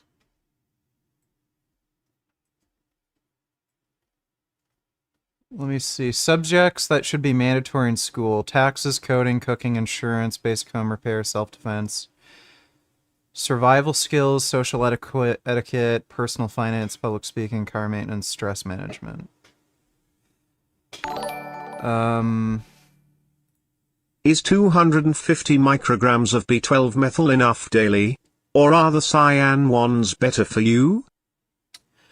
250 micrograms of cyanocobalamin is enough per day. For methylcobalamin, you need 1,200 micrograms. Way, way more.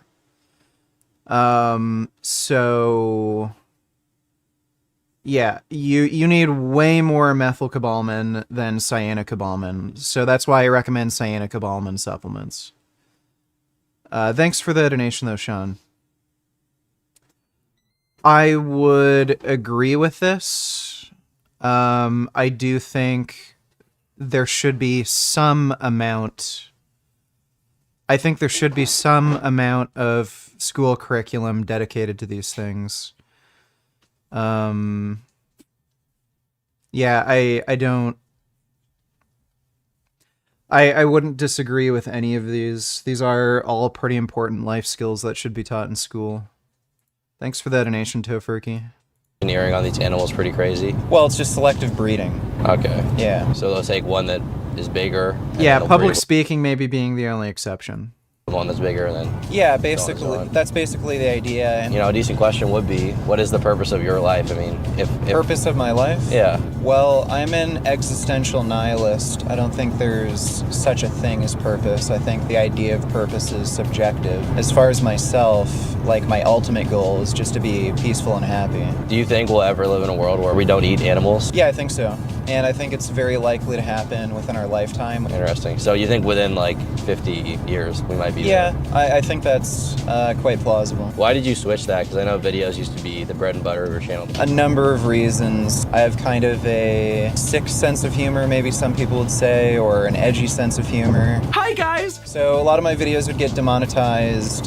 Some of them would get me like community guideline strikes. More kind of more chilled out, less angry. Because I feel like back like 2016 to 2018, like the clips were crazy. When I see babies in a commercial, These days, like you'll get one once in a while, but it's not so much, you know. Yeah, I have dealt with a lot of my anger issues. I have gotten a lot more calm.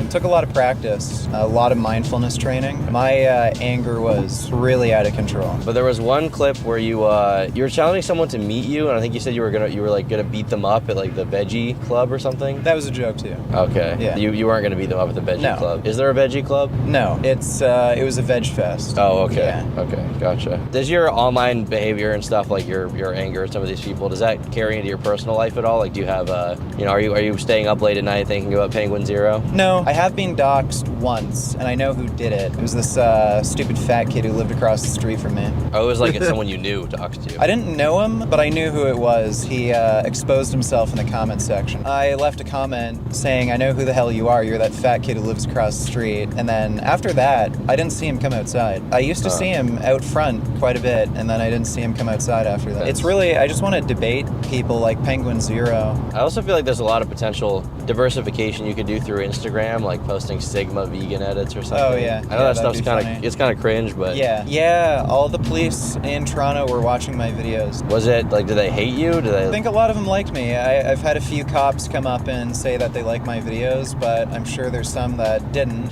Yesterday he told me he likes the band Poopy Doopy. It's crazy. Yeah, they're not a real band. What do you think about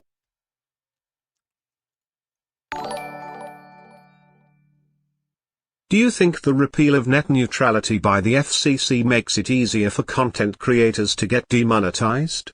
No, the net neutrality thing has nothing to do with that. What net neutrality does is it treats all data equally. So that means service providers can't prioritize certain services over others. Now what can happen is basically, say if Bell Internet wanted to promote their own service, their own streaming service over Netflix, what they can do is they can throttle Netflix, make it not work as well, but they could make their own service work much faster. So then that would give you an incentive to use, the internet service provider streaming service rather than some competing service. That's what net neutrality protects. Now with that gone, yeah, these ISPs can do that. But thanks for the donation, Dutchie.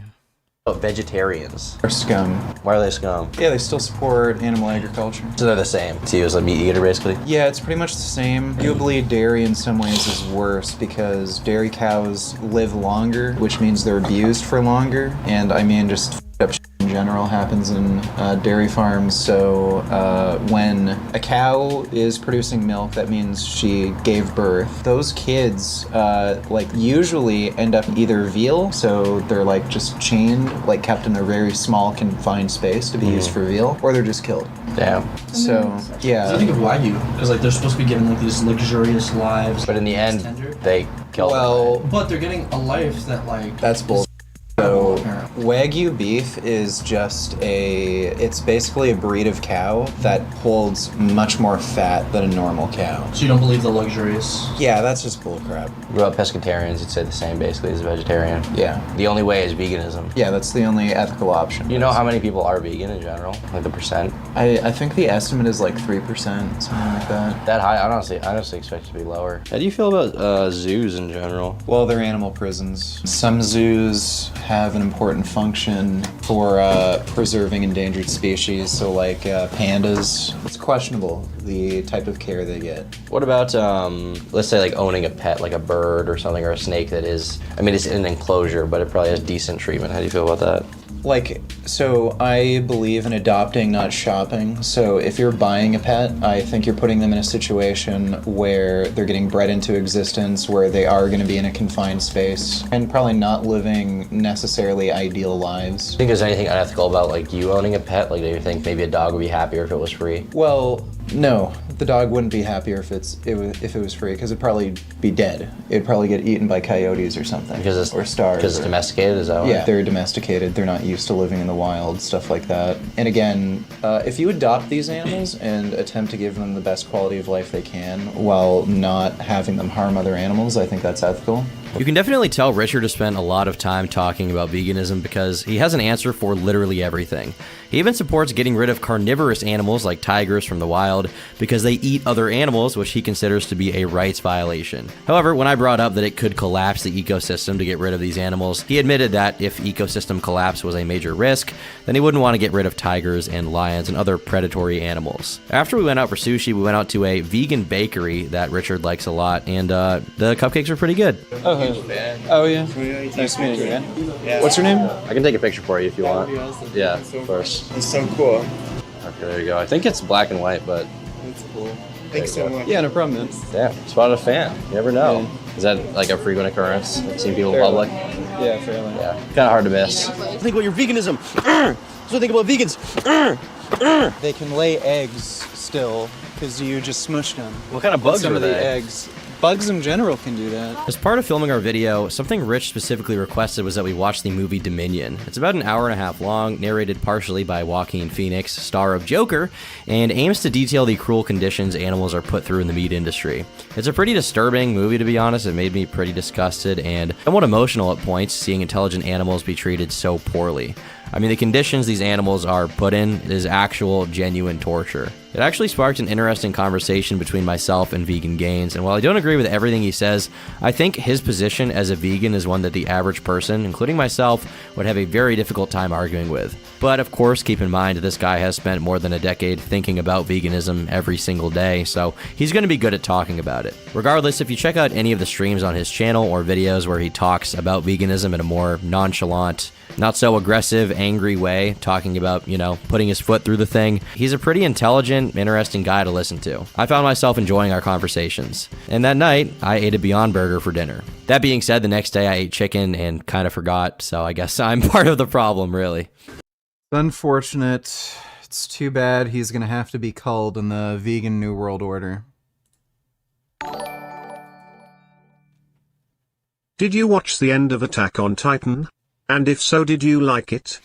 I didn't watch the end. I really have to rewatch the last two seasons. The final season I didn't like. There's a bit of a time skip. I think I'd much prefer reading the manga. I really have to read the manga because it feels like a lot was left out. I also didn't like the animation in the final season either. It was funky how they aged a lot of the characters, how they changed. So yeah, there was a lot about it that I didn't really like about that final season, but I've got to either rewatch the last two seasons or just read the manga. I think I'm going to commit to reading the manga. But I haven't seen the final episode or see the entirety of the last season. Thanks for the donation though, Alex. Aaron P donated $2. Would you give me free board when I come to visit? Of course, Aaron. You're always free to come here. Is there an apartment space? Yes, you can sleep with our rabbits. We have a nice little pen set up, and you can just sleep with the rabbits when you come over. Are you moving out? Eventually, hopefully, we will be moving into a house sometime soon. How much is a plane ticket to Canada? I'm not sure. You'd have to check the flights. Usually when you book a few months ahead in advance, they're much cheaper. And what are you doing after reacting to this video? We'll either play video games or react to some more content. Thanks for the donation, Aaron. So here we're about to explore one of Vegan Gaines' many passions. From what I understand, this is one of your favorite things to do, rollerblading. Bro is huge. He's built like a Deku tree. You like Keemstar? No, not really. Why not? It's okay. Used to be pretty toxic. He could be your friend. Could be. Well, actually, he did piss me off. His family runs dairy farms. How much would I have to pay you to drink this milk? I don't think you have the money, dude. If I had like $100,000 to drink it, how much, like what's like your, is there an amount? Yeah, in theory, like I could, donate a certain amount of money to like, displace. To offset the harm. Yeah. Like 1 mil. Maybe. For this milk to go, look, it's vanilla. It's probably delicious. Yeah. Something about that doesn't tantalize you? No, I don't like milk. Dairy kind of grosses me out. Bro has an answer for everything. If nothing else, I can definitely say with a clear conscience that Richard is an exceedingly honest person. Whether you think his honest self is a nut job, or he's funny, or you find him completely detestable, or somewhere in between, is up to you. But bottom line, who he is on camera is for the most part who he was off of it. I had a lot of preconceived notions of Vegan Gaines when I went into this video. I thought that he was a crazed vegan who said a lot of wild stuff online for attention. And that was somewhat true. But in person, what I found was a calm and collected guy with a genuine passion for what he sees as animal rights. He has some unsavory. You should react to more Turkey Tom and Lolko content in general.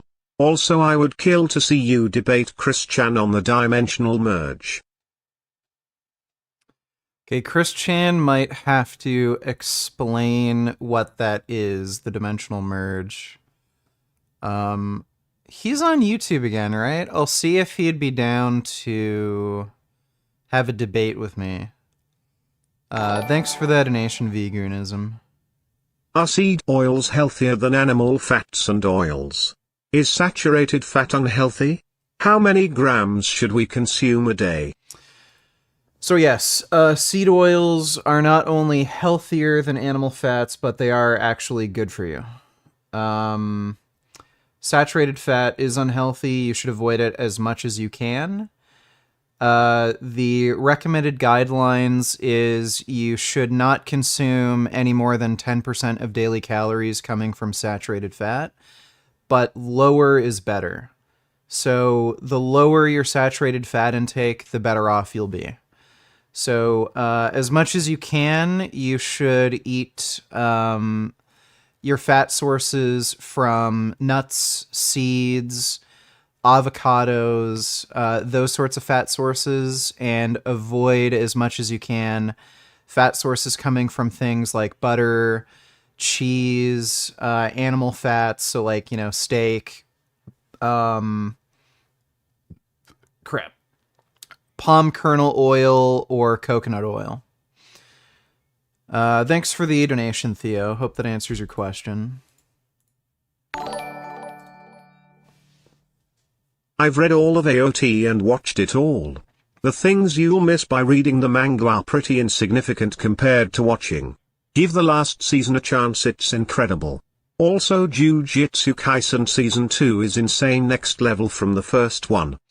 Yeah, I heard about that. I was kind of unimpressed with the first few episodes of Jujutsu Kaisen, but apparently it gets extremely good, so I might actually invest some time into watching that. Thanks for the donation, though, Quest. Appreciate it. Moments, and I can't defend all of that. He's a very complicated person, as all people are, and even in this video, he said some crazy stuff. But I'd be lying if I said that by the end of my visit, I didn't enjoy my time with him, and honestly, I would consider Richard to be a friend now that it's all said and done. Whether you like him or hate him, I hope this video gave you a better understanding of who he is. Thanks for watching. Thanks so much to everyone who helped with this video, like Gui with research and writing, Lotan with editing. Thanks so much to Lucas for helping edit the IRL segment with Vegan Gaines, Malden with the original score, Sleepy with filming, and of course, thanks so much to Vegan Gaines for allowing us all a peek into his life. I've been Turkey Tom. Thanks for watching, and until next time, leave me alone. Dope.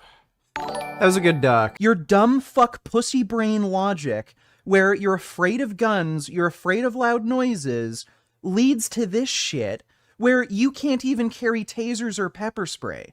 So, great. You created a fucking world where criminals can fucking steal your shit, rape you, fucking murder you, burn your fucking house down, fuck your mom, and then you can't even use fucking useless shit against them like a taser or pepper spray. So that's the world you want to live in. Well, maybe you should go on an island and get butt fucked by pirates. I'd rather be able to carry a gun. Yeah, I'm gonna just show you. So, there's a bunch of shit like this. Dude, I don't know if I should be doing this shit. Oh, fuck. Yeah, dude. That could work really well. I mean, if... Yeah, you could just do that. You could probably use a flashlight. There's probably some strong flashlights that could just fucking blind your opponent and shit. Dude, I hope the fucking fire alarm... Dude, I should probably fucking don this outside anyway. I'm fucking autistic, but... There's probably a bunch of shit like that, and it's long range too. You probably couldn't see it, but yeah, dude, you have a gun. Makes a louder noise. You start shooting that at somebody, they will run, unless they're fucking retarded. But I'm guessing they would. Yeah, well, what if they steal your Roman candle? What if the back that you have a pickaxe? Yeah, I'm pretty sure gun's gonna beat a pickaxe, even a pickaxe from Minecraft.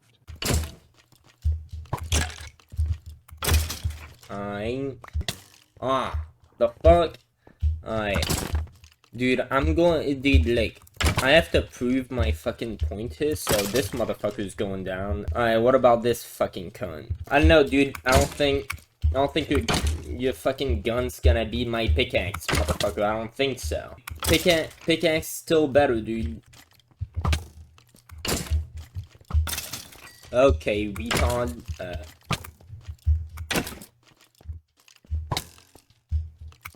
Alright, dude, pickaxe still takes a dub. I'm sorry, bro.